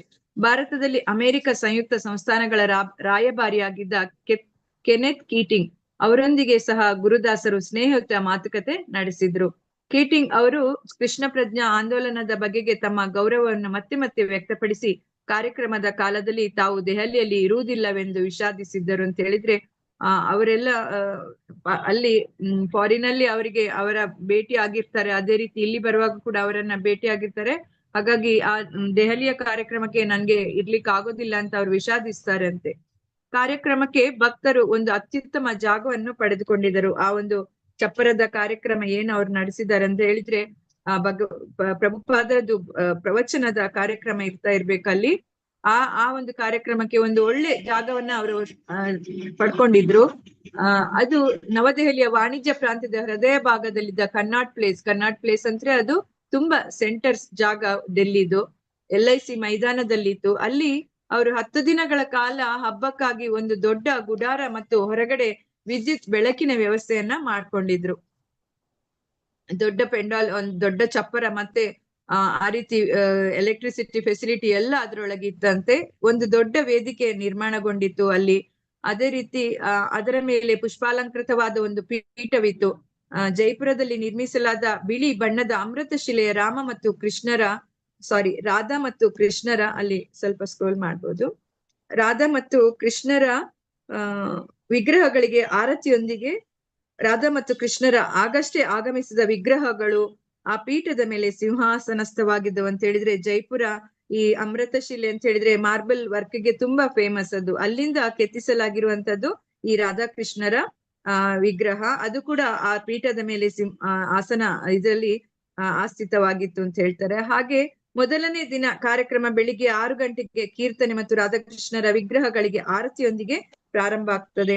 ಮೊದಲಿಗೆ ಭಾಗವಹಿಸಲು ಬಂದ ಜನರ ಸಂಖ್ಯೆ ವಿರಳವಾಗಿತ್ತು. ಅಂದ್ರೆ ಸ್ಟಾರ್ಟಿಂಗ್ ಅಷ್ಟು ತಿಳಿದಿರಲ್ಲ, ಎಲ್ಲರಿಗೆ ಬಂದಿರಲ್ಲ, ಹಾಗಾಗಿ ಸ್ವಲ್ಪ ಜನಸಂಖ್ಯೆ ಕಡಿಮೆ ಇತ್ತು. ಆದ್ರೆ ಮಧ್ಯಾಹ್ನ ಕೀರ್ತನೆ ಮತ್ತು ಆರತಿಗಳ ಬಳಿಕ ಭಕ್ತರು ಕೃಷ್ಣ ಪ್ರಸಾದವನ್ನು ಹಂಚಲು ತೊಡಗಿದಾಗ ಜನರ ಸಂಖ್ಯೆ ಹೆಚ್ಚಾಗತೊಡಗಿತ್ತು. ಯಾವಾಗ್ಲೂ ಹಾಗೆ ಪ್ರಸಾದಕ್ಕೋಸ್ಕರ ಕಾಯ್ತಾ ಇರ್ತಾರೆ ಜನರು, ಹಾಗೆ ಆ ಸಮಯದಲ್ಲಿ ಎಲ್ಲರೂ ಸೇರ್ತಾರೆ, ಜಾಸ್ತಿ ಜನಸಂಖ್ಯೆ ಇರ್ತದಂತೆ. ಸಂಜೆ ಕಾರ್ಯಕ್ರಮವು ಕೀರ್ತನೆಯೊಂದಿಗೆ ಮೊದಲಾಗಿ ಉತ್ಸಾಹದಿಂದ ಮುಂದುವರಿಯಿತು. ಶ್ರೀಲಾ ಪ್ರಭುಪಾದರ ಪ್ರವೇಶದೊಂದಿಗೆ ಅದು ದಿವ್ಯಾನಂದದ ಉತ್ಕಟಾವಸ್ಥೆಯನ್ನು ಮುಟ್ಟಿತು ಅಂತ ಹೇಳಿದ್ರೆ, ಇನ್ನ ಸಾಯಂಕಾಲ ಹೊತ್ತಿಗೆ ಕೆಲ್ಸಕ್ಕೆ ಹೋಗಿ ಬರುವವರು ಕೂಡ ಜಾಸ್ತಿ ಜನ ಸೇರ್ತಾರೆ. ಅಲ್ಲಿ ಕೀರ್ತನೆ ಅಂತ ಹೇಳಿದ್ರೆ ಹೇಗೆ ಅಷ್ಟು ಉತ್ಸಾಹದಿಂದ ಪ್ರಭುಪಾದರ ಪ್ರವೇಶ ಅಂದ್ರೆ ಪ್ರಭುಪಾದರ ಸೇರಿಕೊಂಡು ಅಷ್ಟೊಂದು ಉತ್ಕಟಾವಸ್ಥೆಯನ್ನ ಸೇರಿತ್ತು. ದಿವ್ಯಾನಂದದ ಉತ್ಕಟಾವಸ್ಥೆ ಅಂದ್ರೆ ಅಷ್ಟು ಖುಷಿಯಿಂದ ಆನಂದದಿಂದ ಕುಣಿದು ಕುಪ್ಪಳಿಸುವಂತ ಒಂದು ಕೀರ್ತನಲ್ಲಿ ನಡೀತಾ ಇತ್ತು. ದೆಹಲಿಯ ಧಾರ್ಮಿಕ ಜನರಿಗೆ ಹರೇ ಕೃಷ್ಣ ಹಬ್ಬದ ಸಂಜೆಯ ಕಾರ್ಯಕ್ರಮ ಬಹು ಮುಖ್ಯವಾದ ಸಂದರ್ಭವಾಯಿತು. ಅಲ್ಲಿಯ ಜನರಿಗೆ ಈ ಒಂದು ಧಾರ್ಮಿಕ ಇದರಲ್ಲಿ ಆಸಕ್ತಿ ಇದ್ದ ಜನರಿಗೆ ಅದು ತುಂಬಾ ಒಂದು ಮುಖ್ಯವಾದ ಸಂದರ್ಭ, ಅವರಿಗೆ ಒಂದು ಅವಕಾಶ ಸಿಕ್ಕಿತು ಪಾಲ್ಗೊಳ್ಳಿಕ್ಕೆ ಅಂತೇಳಿ. ಕಾರ್ಯಕ್ರಮದ ಸ್ಥಳ ಮತ್ತು ಸಮಯ ಅನುಕೂಲಕರವಾಗಿದ್ದರಿಂದ ಮತ್ತು ಉಚಿತ ಪ್ರವೇಶಾವಕಾಶ ಇದ್ದುದರಿಂದ ಸಹಸ್ರಾರು ಸಂಖ್ಯೆಯಲ್ಲಿ ಜನ ಅಲ್ಲಿ ನೆರೆದಿರ್ತಾರೆ. ಅವರಲ್ಲಿ ಅನೇಕರು ಮುಖ್ಯವಾಗಿ ಅಮೆರಿಕದ ಯುವ ವೈಷ್ಣವರನ್ನು ನೋಡಲು ಬಂದಿದ್ದಾರೆ ಅಂತ ಹೇಳಿದ್ರೆ ನಾವು ಸಹ ನೋಡ್ತೇವೆ. ಫಾರಿನರ್ಸ್ ಎಷ್ಟು ಅವರು ಕೀರ್ತನಲ್ಲಿ ಆಗ್ಲಿ ಈ ಕೃಷ್ಣ ಇದರಲ್ಲಿ ಇಸ್ಕಾನ್ ಟೆಂಪಲ್ ಅಲ್ಲಿ ನಾವು ನೋಡುವಾಗ ಆಶ್ಚರ್ಯ ಆಗ್ತದೆ. ಇಲ್ಲಿಯ ಜನರಿಗೆ ಸಾರಿ ಉಡ್ಕೊಳ್ಳೋದು ತುಂಬಾ ಕಷ್ಟ, ಅಯ್ಯೋ ಉಡ್ಬೇಕಲ್ಲ ಅಂತ ಉಡ್ತಾರೆ. ಆದ್ರೆ ಆ ಒಂದು ಪಾಶ್ಚಾತ್ಯದವರು ಪ್ರಭುಪಾದರ ಶಿಷ್ಯಂದಿರೆಲ್ಲ ಯಾವ ರೀತಿ ಚೆನ್ನಾಗಿ ರಾಧೆಗೆ ಅಲಂಕಾರ ಮಾಡಿದ ಹಾಗೆ ಅವರು ಕೂಡ ಒಂದ ರಾಧಾರಾಣಿಯ ಇದು ಡ್ರೆಸ್ ಅಥವಾ ಸಾರಿಯಲ್ಲಿ ಅವರನ್ನ ನೋಡ್ಬೋದು. ಹಾಗೆ ಇಲ್ಲಿ ಕೂಡ ಎಲ್ರಿಗೆ ಅಲ್ಲಿ ನೆರೆದಿರುವ ಅಮೆರಿಕ ಯುವ ವೈಷ್ಣವರನ್ನ ನೋಡ್ಲಿಕ್ಕೆ ಅಂತಾನೆ ಬರ್ತಾರೆ ಅಂತೆ. ಅಲ್ಲಿ ಶಿಷ್ಯರ ವರ್ತುಲದ ರಕ್ಷಣೆಯಲ್ಲಿ ಪ್ರಭುಪಾದರು ಜನ ಸಮೂಹದ ಮೂಲಕ ಹಾದು ಬಂದಾಗ ನೂರಾರು ಜನ ಅವರ ಪಾದಗಳನ್ನು ಸ್ಪರ್ಶಿಸಲು ಮತ್ತು ಅವರ ಆಶೀರ್ವಾದ ಪಡೆಯಲು ಮುನ್ನುಗ್ಗಿದರು. ಅಂದ್ರೆ ಅವರ ಒಂದು ಪ್ರವಚನದ ವೈಖರಿ ನೋಡಿ ಎಲ್ಲರಿಗೂ ಸಹ ಅವರ ಮೇಲೆ ಅಷ್ಟೊಂದು ಗೌರವ ಭಾವ, ಹಾಗೆ ಎಲ್ಲರೂ ಅವರ ಪಾದ ಸ್ಪರ್ಶಿಸಲಿಕ್ಕೆ ಬರ್ತಾರೆ, ಆಶೀರ್ವಾದ ಪಡಿಲಿಕ್ಕೆ ಬರ್ತಾರೆ, ಮುನ್ನುಗ್ತಾರಂತೆ. ಉಣ್ಣೆಯ ಚಾದರವನ್ನು ಹೊದ್ದು ಶಿರದಲ್ಲಿ ಸ್ವಾಮಿ ಹ್ಯಾಟ್ ಧರಿಸಿದ್ದ ಪ್ರಭುಪಾದರು ಅಂದ್ರೆ ಆ ಒಂದು ಉಲನ್ ಶಾಲ್ ಹಾಕೊಂಡು ಟೊಪ್ಪಿ ಹಾಕೊಂಡು ಕ್ಯಾಪ್ ಹಾಕೊಂಡಿರ್ತಾರೆ. ಹಾಗೆ ಪ್ರಭುಪಾದರು ಶಾಂತ ಚಿತ್ತರಾಗಿ ತಮ್ಮ ಸಹಜ ಶ್ರೀಮಂತಿಕೆಯ ಟಿವಿಯಲ್ಲಿ ವೇದಿಕೆಯ ಕಡೆಗೆ ಮುನ್ನಡೆದರು. ಅಂದ್ರೆ ಅವರದು ಆ ಒಂದು ಇದು ನಡೆಯುವ ರೀತಿಯ ಹಾಗೆ, ಅಂದ್ರೆ ಅಷ್ಟು ಭಗವಂತನ ಸೇವಕ, ನಾನು ಭಗವಂತನ ಬಗ್ಗೆ ಪ್ರಚಾರ ಮಾಡ್ತಿದ್ದೇನೆ ಆ ಒಂದು ಇದ್ರಲ್ಲಿ ಧೈರ್ಯವಾಗಿ ಅವರು ಆ ಒಂದು ವೇದಿಕೆ ಕಡೆ ಮುನ್ನಡಿತಾರೆ. ಅವರು ವ್ಯಾಸಾಸನದ ಮೇಲೆ ಕುಳಿತಂತೆ ಶ್ರೋತೃ ವೃಂದವು ನಿಶ್ಶಬ್ದ ತಾಳಿತು. ಅಲ್ಲಿ ಆ ಒಂದು ವ್ಯಾಸಾಸನ ಏನಿದೆ ಅಲ್ಲಿ ಪ್ರವಚನಕ್ಕೆ ಕುತ್ಕೊಳ್ಬೇಕಾದ್ರೆ ಎಲ್ಲ ಅಲ್ಲಿ ಶ್ರೋತೃ ವೃಂದ್ರ ಏನಿದೆ ಎಲ್ಲ ನಿಶ್ಶಬ್ದದಿಂದ ಅವರ ಮಾತನ್ನ ಕೇಳಲಿಕ್ಕೆ ಆಸಕ್ತರಾಗಿರ್ತಾರೆ. ಮೊದಲಿಗೆ ನವದೆಹಲಿಯ ಮೇಯರ್ ಶ್ರೀ ಹಂಸರಾಜ್ ಗುಪ್ತಾ ಮಾತಾಡ್ತಾರೆ. ಆನಂತರ ಶ್ರೀಲ ಪ್ರಭುಪಾದರು 1960ರ ಪ್ರಾರಂಭದಲ್ಲಿ ಭೇಟಿಯಾಗಿದ್ದರು. ಆಗ ಪ್ರಭುಪಾದರು ಶ್ರೀಮದ್ ಭಾಗವತದ ಮೊದಲ ಸಂಪುಟವನ್ನು ಪ್ರಕಟಿಸಲು ಧನ ಸಹಾಯಕ್ಕಾಗಿ ಅವರ ಬಳಿ ಹೋಗಿದ್ರಂತೆ. ಮೇಯರ್ ಮಾತನಾಡುವಾಗ ಹೇಳ್ತಾರೆ, ನಾನು ಇವರನ್ನ ಇದೀಗ 1974ನೇ ಇಸ್ವಿಯಲ್ಲಿ ಈ ಒಂದು ಇದು ಸಂದರ್ಭ ಆದ್ರೆ ಅವರು ನೆನಪಿಸ್ಕೊಳ್ತಾರೆ, ಹಿಂದೆ 1960ರಲ್ಲಿ ನಾನು ಪ್ರಭುಪಾದರನ್ನ ಭೇಟಿಯಾಗಿದ್ದೆ. ಆಗ ಈ ಒಂದು ಶ್ರೀಮದ್ ಭಾಗವತದ ಸಂಪುಟವನ್ನ ಪ್ರಕಟಿಸ್ಲಿಕ್ಕೆ ಧನ ಸಹಾಯಕ್ಕಾಗಿ ನನ್ನಲ್ಲಿ ಬಂದಿದ್ರು ಪ್ರಭುಪಾದರು ಅಂತೇಳಿ ನೆನಪಿಸ್ಕೊಳ್ತಾರೆ.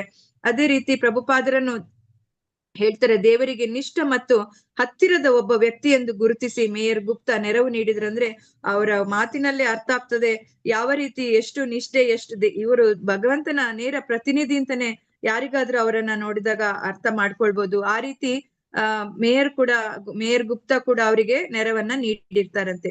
ಮುಂದೆ ಪ್ರಭುಪಾದರು ಅವರಿಗೆ ಶ್ರೀಮದ್ ಭಾಗವತದ ಮೊದಲ 2 ಸಂಪುಟಗಳನ್ನು ಗೌರವ ಪ್ರತಿಗಳಾಗಿ ಕಾಣಿಕೆ ನೀಡ್ತಾರೆ. ಆ ಧನ ಸಹಾಯ ಪಡೆದ್ಮೇಲೆ ಅವರಿಗೆ ಅದರ ಒಂದು ಫ್ರೀ ಆಗಿ ಆ ಒಂದು ಶ್ರೀಮದ್ ಭಾಗವತದ ಪ್ರತಿಯನ್ನು ಒಂದು ಗಿಫ್ಟ್ ಆಗಿ ಕೊಡ್ತಾರೆ. ಹಾಗೆ ಪಶ್ಚಿಮ ದೇಶಗಳಲ್ಲಿ ವೈಷ್ಣವ ಮತವನ್ನು ಹರಡುವಲ್ಲಿ ಪ್ರಭುಪಾದರು ಗಳಿಸಿದ ಯಶಸ್ಸಿಗೆ ಶ್ರೀ ಗುಪ್ತಾ ಅವರ ಪ್ರಶಂಸೆಯನ್ನು ವ್ಯಕ್ತಪಡಿಸಿದ್ರು. ಈಗ ಅಷ್ಟೊಂದು ಪಾಶ್ಚಾತ್ಯ ದೇಶದಲ್ಲಿ ಹೋಗಿ ಈ ವೈಷ್ಣವ ಮತವನ್ನ ಪ್ರಚಾರ ಮಾಡುವುದ್ರಲ್ಲಿ ಇಂತ ಒಂದು ಯಶಸ್ಸನ್ನ ಗಳಿಸಿದ ಪ್ರಭುಪಾದರನ್ನ ಗುಪ್ತಾ ಪ್ರಶಂಸೆ ವ್ಯಕ್ತಪಡಿಸ್ತಾರೆ. ಶ್ರೀಲ ಪ್ರಭುಪಾದರನ್ನು ಶ್ರೋತೃಗಳಿಗೆ ಪರಿಚಯಿಸ್ತಾರೆ. ಹಾಗೆ ಪ್ರಭುಪಾದರ ಭಾಗವತಗಳನ್ನು ಓದಿ ತಾವು ತಿಳಿದ ಕೃಷ್ಣ ಪ್ರಜ್ಞೆ ತತ್ವ ಪ್ರಚಾರವನ್ನು ಕೂಡ ಸಭೆಗೆ ಪ್ರತಿಪಾದಿಸ್ತಾರೆ. ಅಂದ್ರೆ ಅವರು ಕೊಟ್ಟ ಪುಸ್ತಕವನ್ನ ಓದಿ ಅಲ್ಲಿದ್ದ ತತ್ವ ಏನಿದೆ ಕೃಷ್ಣ ಪ್ರಜ್ಞೆ ತತ್ವ ಅದರ ಬಗ್ಗೆ ಕೂಡ ಅವರು ಸಭೆಗೆ ಅಲ್ಲಿ ನಿಂತು ಅದರ ಬಗ್ಗೆ ಕೂಡ ಮಾತಾಡ್ತಾರಂತೆ. ಹಿಂದಿಯಲ್ಲಿ ಮಾತನಾಡ್ತಾ ಅವ್ರು ಹೇಳಿದ್ರು, ದೆಹಲಿಯ ಮೇಯರ್ ಆಗಿ ಈ 5 ವರ್ಷಗಳಲ್ಲಿ ನಾನು ಅನೇಕ ಪ್ರಮುಖ ಸಂದರ್ಶಕರನ್ನು ಸ್ವಾಗತಿಸಿದ್ದೇನೆ. ಮೇಯರ್ ಆಗಿರುವಾಗ ತುಂಬಾ ಜನ ಅವ್ರನ್ನ ಭೇಟಿ ಆಗ್ಲಿಕ್ಕೆ ಬರ್ತಾರೆ. ಆ ರೀತಿ ತುಂಬಾ ಜನರನ್ನ ನಾನು ಭೇಟಿಯಾಗಿದ್ದೇನೆ. ಆದ್ರೆ ಅವರನ್ನ ಕುರಿತು ಮಾತನಾಡಿದ್ದೇನೆ. ಆದರೆ ಆ ಕಾರ್ಯಕ್ರಮಗಳು ಸಾಮಾನ್ಯವಾಗಿ ಕೇವಲ ಔಪಚಾರಿಕವಾಗುತ್ತಿದ್ದವು ಅಂತ ಹೇಳಿದ್ರೆ, ಅವರ ಏನೋ ಒಂದು ಪರ್ಸನಲ್ ಕೆಲ್ಸಕ್ಕಾಗಿ ಕೆಲವರು ಬರ್ತಾರೆ, ಅದು ಮುಗಿದ್ರೆ ಮತ್ತೆ ಏನು ಮುಂದೆ ಇಲ್ಲ ಹಿಂದೆ ಇಲ್ಲ ಆ ರೀತಿ ಇರ್ತಾರೆ. ಆದ್ರೆ ಶ್ರೀಲ ಪ್ರಭುಪಾದರ ವಿಚಾರ ಹಾಗಲ್ಲ. ಏಕೆಂದ್ರೆ ನಾನು ಬಲ್ಲ ಯಾವ ವ್ಯಕ್ತಿಯನ್ನು ಇವರೊಂದಿಗೆ ಹೋಲಿಸಲು ಸಾಧ್ಯವಿಲ್ಲ ಅಂತ ವ್ಯಕ್ತಿ ಪ್ರಭುಪಾದರು ಅಂತ ಹೇಳಿ ಹೇಳ್ತಾರೆ. ಇವರು ಭಾರತದಲ್ಲಿ ಹಾಗೂ ಇಡೀ ಜಗತ್ತಿನಲ್ಲಿ ಅಪಾರವಾದ ಕಲ್ಯಾಣ ಕಾರ್ಯಗಳನ್ನು ಮಾಡಿ ನಮ್ಮ ಪ್ರಶಂಸೆಗೆ ಪಾತ್ರರಾಗಿದ್ದಾರೆ.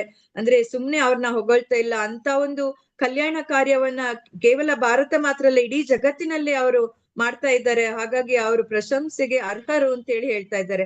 ಹಾಗೆಯೇ ಇವರು ನನಗೆ ಪ್ರೀತಿ ವಾತ್ಸಲ್ಯಗಳನ್ನ ನೀಡಿದ್ದಾರೆ.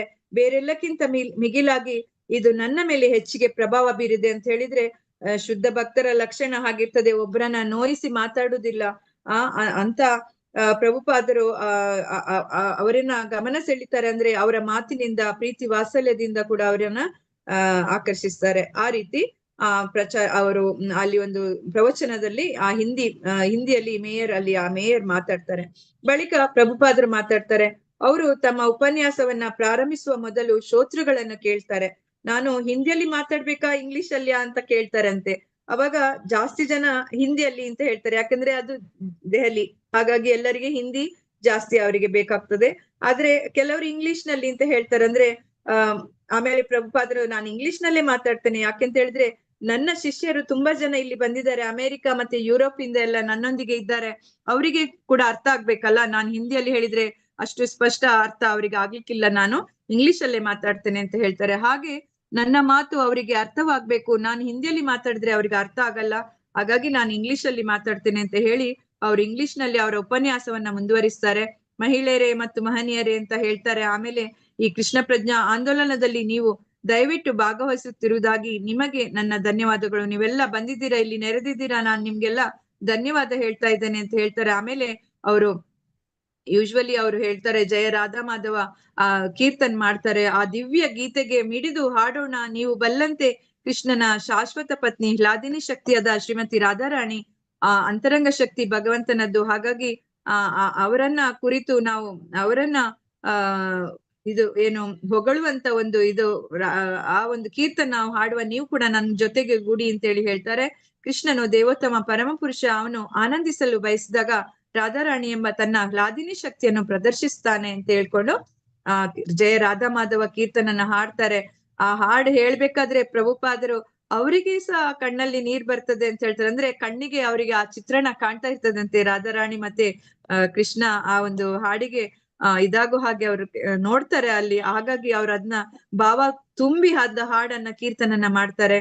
ಕೃಷ್ಣನು ಭೌತಿಕ ಜಗತ್ತಿನಲ್ಲಿ ಏಕೆ ಅವತರಿಸ್ತಾನೆ, ಜೀವಾತ್ಮರು ದೇಹದಿಂದ ದೇಹಕ್ಕೆ ಜನ್ಮದಿಂದ ಜನ್ಮಕ್ಕೆ ಹೇಗೆ ಪರಿಭ್ರಮಿಸುತ್ತಾರೆ ಅಂತ ಹೇಳಿದ್ರೆ, ದೇಹಿನೋಸ್ಮಿನ್ ಯಥಾ ದೇಹೇ ಕೌಮಾರಂ ಯೌವನಂ ಜರ ತಥಾ ದೇಹಾಂತರ ಪ್ರಾಪ್ತಿ ಧೀರಸ್ತತ್ರನ ಮುಹ್ಯತೆ ಅಂತ ಹೇಳಿದ್ರೆ, ನಮ್ಮ ಮನುಷ್ಯ ಜನ್ಮ ಅಂತ ಹೇಳುದು ಯಾರು ಕೂಡ ಶಾಶ್ವತ ಅಲ್ಲ. ನಾವು ಈ ದೇಹ ಪಡ್ಕೊಳ್ತೇವೆ, ಆ ದೇಹ ಜೀರ್ಣ ಆದ್ಮೇಲೆ ಮತ್ತೆ ನಾವು ಮತ್ತೊಂದು ದೇಹ, ಆ ದೇಹವನ್ನ ತ್ಯಜಿಸಿ ಇನ್ನೊಂದು ದೇಹವನ್ನು ಪಡಿತೇವೆ. ಅದೇ ಹುಡ್ತೇವೆ, ನಾವು ಯೌವನಕ್ಕೆ ಬರ್ತೇವೆ. ಅದೇ ರೀತಿ ನಾವು ಇದು 6 ಬದಲಾವಣೆಗಳು ನಮ್ಮಲ್ಲಿ ಆಗ್ತದೆ. ಮತ್ತೆ ಉತ್ಪತ್ತಿ ಆಗ್ತದೆ, ಏಜ್ ಆಗ್ತದೆ, ಕ್ಷಯ ಇದಾಗ್ತದೆ ಅವರಿಗೆ, ಮತ್ತೆ ಮುಪ್ಪು, ಮತ್ತೆ ಏನು ಮರಣ ಅಂತ ಬರ್ತದೆ. ಹಾಗಾಗಿ ಎಲ್ಲ ಈ ಒಂದು ಚಕ್ರದಲ್ಲಿ, ಜನ್ಮ ಮೃತ್ಯು ಅಂತ ಹೇಳುವ ಒಂದು ಚಕ್ರದಲ್ಲಿ ಸುತ್ತುತ್ತಾ ಇರ್ತಾರೆ. ಜೀವಾತ್ಮರಿಗೆ ಕೃಷ್ಣ ಪ್ರೇಮವನ್ನು ತಮ್ಮಲ್ಲಿ ಪುನರುದ್ದೀಪನಗೊಳಿಸಲು ಮಾನವ ಜನ್ಮ ಹೇಗೆ ಒಂದು ಅವಕಾಶ ಆಗಿದೆ ಅಂದ್ರೆ, ಅತಿ ಮುಖ್ಯವಾದ ವಿಷಯ ನಮ್ಗೆ ಈ ಮಾನವ ಜನ್ಮದಲ್ಲಿ ಮಾತ್ರವೇ ಆ ಒಂದು ಜನ್ಮ ಚಕ್ರ ಜನ್ಮ ಮೃತ್ಯು ಹೇಳುವ ಒಂದು ಚಕ್ರದಿಂದ ಬಿಡುಗಡೆಯನ್ನ ಮಾಡ್ಕೊಳ್ಳಿಕ್ಕೆ ಈ ಒಂದು ಮಾನವ ಜನ್ಮದಿಂದ ಮಾತ್ರ ಅವಕಾಶ ಎಂಬ ಒಂದು ಬಗೆಗೆ ಭಗವದ್ಗೀತೆಯನ್ನು ಉಲ್ಲೇಖಿಸುತ್ತಾ ಅರ್ಧ ಗಂಟೆ ಕೃಷ್ಣ ವಿಚಾರವನ್ನ ಕೃಷ್ಣ ವಿಜ್ಞಾನವನ್ನ ಅವ್ರು ಪ್ರತಿಪಾದಿಸ್ತಾರೆ. ಅಂದ್ರೆ ಹೋದಲ್ಲೆಲ್ಲ ಜನರಿಗೆ ಅದನ್ನ ನಿಜವಾಗಿ ನಮ್ಮ ಸಮಸ್ಯೆ ಜನ್ಮ ಮೃತ್ಯುವಿನಿಂದ ಬಿಡುಗಡೆ ಆಗೋದು ಹೊರತು, ಇಲ್ಲಿ ನಾನು ಮನೆ ತಗೊಂಡಿಲ್ಲ, ನಾನು ಬ್ಯಾಂಕ್ ಬ್ಯಾಲೆನ್ಸ್ ಮಾಡಿಲ್ಲ, ಅದು ಇಲ್ಲ, ಇದು ಇಲ್ಲ, ಯಾವುದು ಅಲ್ಲ ಅಂತೇಳಿ ಆ ಒಂದು ಇದನ್ನ ಜನರಿಗೆ ಮನ ಮುಟ್ಟುವಂತೆ ಅವರು ಹೇಳ್ತಾ ಇರ್ತಾರೆ. ಹಾಗೆ ಪ್ರಭುಪಾದರು ನುಡಿತಾರೆ, ಧರ್ಮ ಅಂತ ಹೇಳಿದ್ರೆ ಕೃಷ್ಣನಿಗೆ ಶರಣು ಹೋಗುದು. ನಾವು ಇಲ್ಲಿ ಧರ್ಮ ಅಂತ ಹೇಳಿದ್ರೆ ನಮ್ಮ ರಿಲಿಜನ್ ಆ ಜಾತಿ ಈ ಜಾತಿ ಅಂತ ನೋಡ್ತೇವೆ, ಆದ್ರೆ ಅಲ್ಲ. ನಮ್ಮ ಧರ್ಮ ಹೇಳಿದ್ರೆ, ನಮ್ಮ ಸನಾತನ ಧರ್ಮ ಏನಂತ ಹೇಳಿದ್ರೆ, ನಾವು ಭಗವಂತನ ಸೇವಕ, ಜೀವರ ಸ್ವರೂಪ ಕೃಷ್ಣರ ನಿತ್ಯ ದಾಸ ಅಂತೇಳಿ ಅದನ್ನ ಮನವರಿಕೆ ಮಾಡ್ತಾರೆ. ಕೃಷ್ಣ ಪ್ರಜ್ಞೆ ಉಳ್ಳೆಯವರಾಗಿ ಇದಕ್ಕೆ ಚರ್ಚ್ ಬೇಕಿಲ್ಲ, ಮಸೀದಿ ಬೇಕಿಲ್ಲ, ಏನು ಬೇಕಿಲ್ಲ. ನೀವು ಎಲ್ಲಿ ಕುಳಿತರಲ್ಲಿ ಹರೇ ಕೃಷ್ಣ ಕೀರ್ತನೆ ಹಾಡಬಹುದು. ಇದು ಅತ್ಯಂತ ಸುಲಭ ವಿಧಾನ ಅಂತ ಹೇಳ್ತಾರೆ. ಅಂತ ಹೇಳಿದ್ರೆ, ನಾವು ಭಗವಂತನನ್ನ ಹುಡುಕ್ಲಿಕ್ಕೆ ಯಾವ ಮಂದಿರ, ಮಸೀದಿ, ಚರ್ಚ್ ಎಲ್ಲಿಗೂ ಹೋಗ್ಬೇಕಾಗಿಲ್ಲ. ನಮ್ಮೊಳಗೆ ಇದ್ದಾನೆ ಭಗವಂತ. ಪರಮಾತ್ಮ ರೂಪಿಯಾಗಿ ಅವನನ್ನ ಎಚ್ಚರಗೊಳಿಸ್ಬೇಕು. ಸುಪ್ತಾವಸ್ಥೆಯಲ್ಲಿ ಎಲ್ಲರೊಳಗೂ ಭಗವಂತ ಇದ್ದಾನೆ, ಅದನ್ನ ಸುಪ್ತಾವಸ್ಥೆಯಲ್ಲಿ ಇದ್ದಾನೆ. ಯಾವಾಗ ನಾವು ಭಗವಂತನಲ್ಲಿ ಕೀರ್ತನೆ ಹಾಡ್ತಾ ಅದನ್ನ ಆ ಜಾಗೃತ ಅವಸ್ಥೆಗೆ ನಾವು ತಕೊಂಡ್ ಬರ್ಬೋದು. ಭಗವಂತನಲ್ಲಿ ನಮ್ಮ ಸಂಪರ್ಕ ಏರ್ಪಟ್ಟಾಗ ನಮ್ಗೆ ಭಗವಂತನ ಇರುವಿನ ಅರಿವು ನಮ್ಗೆ ಬರ್ತದೆ ಅಂತ ಹೇಳ್ಕೊಂಡು, ಇದು ಅತ್ಯಂತ ಸುಲಭ ವಿಧಾನ, ನೀವು ಎಲ್ಲಿದ್ದಲ್ಲೇ ಮಾಡ್ಬೋದು, ಎಲ್ಲೂ ಹೋಗ್ಬೇಕಾಗಿಲ್ಲ ಅಂತ ಹೇಳಿ ತಿಳಿಸ್ಕೊಡ್ತಾರೆ. ಶ್ರೀಮದ್ ಭಾಗವತದ ಪ್ರಾಚೀನ ವಕ್ತಾರರಾದ ಶುಕಮುನಿ ಅವರನ್ನು ಅನುಸರಿಸಿ ಪ್ರಭುಪಾದರು ಆತ್ಮ ಸಾಕ್ಷಾತ್ಕಾರವಿಲ್ಲದೆ ಹಂದಿಗಳಂತೆ ನಾಯಿಗಳಂತೆ ದುಡಿಯುತ್ತಾ ಕಳೆಯುವ ಈ ಭೌತಿಕ ಜೀವನವನ್ನು ಖಂಡಿಸ್ತಾರೆ ಅಂತ ಹೇಳಿದ್ರೆ, ಶುಕಮುನಿ ಹೇಳ್ತಾರೆ ಆತ್ಮ ಸಾಕ್ಷಾತ್ಕಾರದ ಬಗ್ಗೆ ಇದು ಶ್ರೀಮದ್ ಭಾಗವತದಲ್ಲಿ ಹೇಳ್ತಾರೆ. ಹಾಗಾಗಿ ನಾವು ಆತ್ಮ ಸಾಕ್ಷಾತ್ಕಾರ ನಮ್ಮ ಜೀವನದ ಮುಖ್ಯ ಗುರಿ ಬಂದು ನಮ್ಮನ್ನ ಆತ್ಮ ಸಾಕ್ಷಾತ್ಕಾರ ಮಾಡ್ಕೊಳ್ಬೇಕು.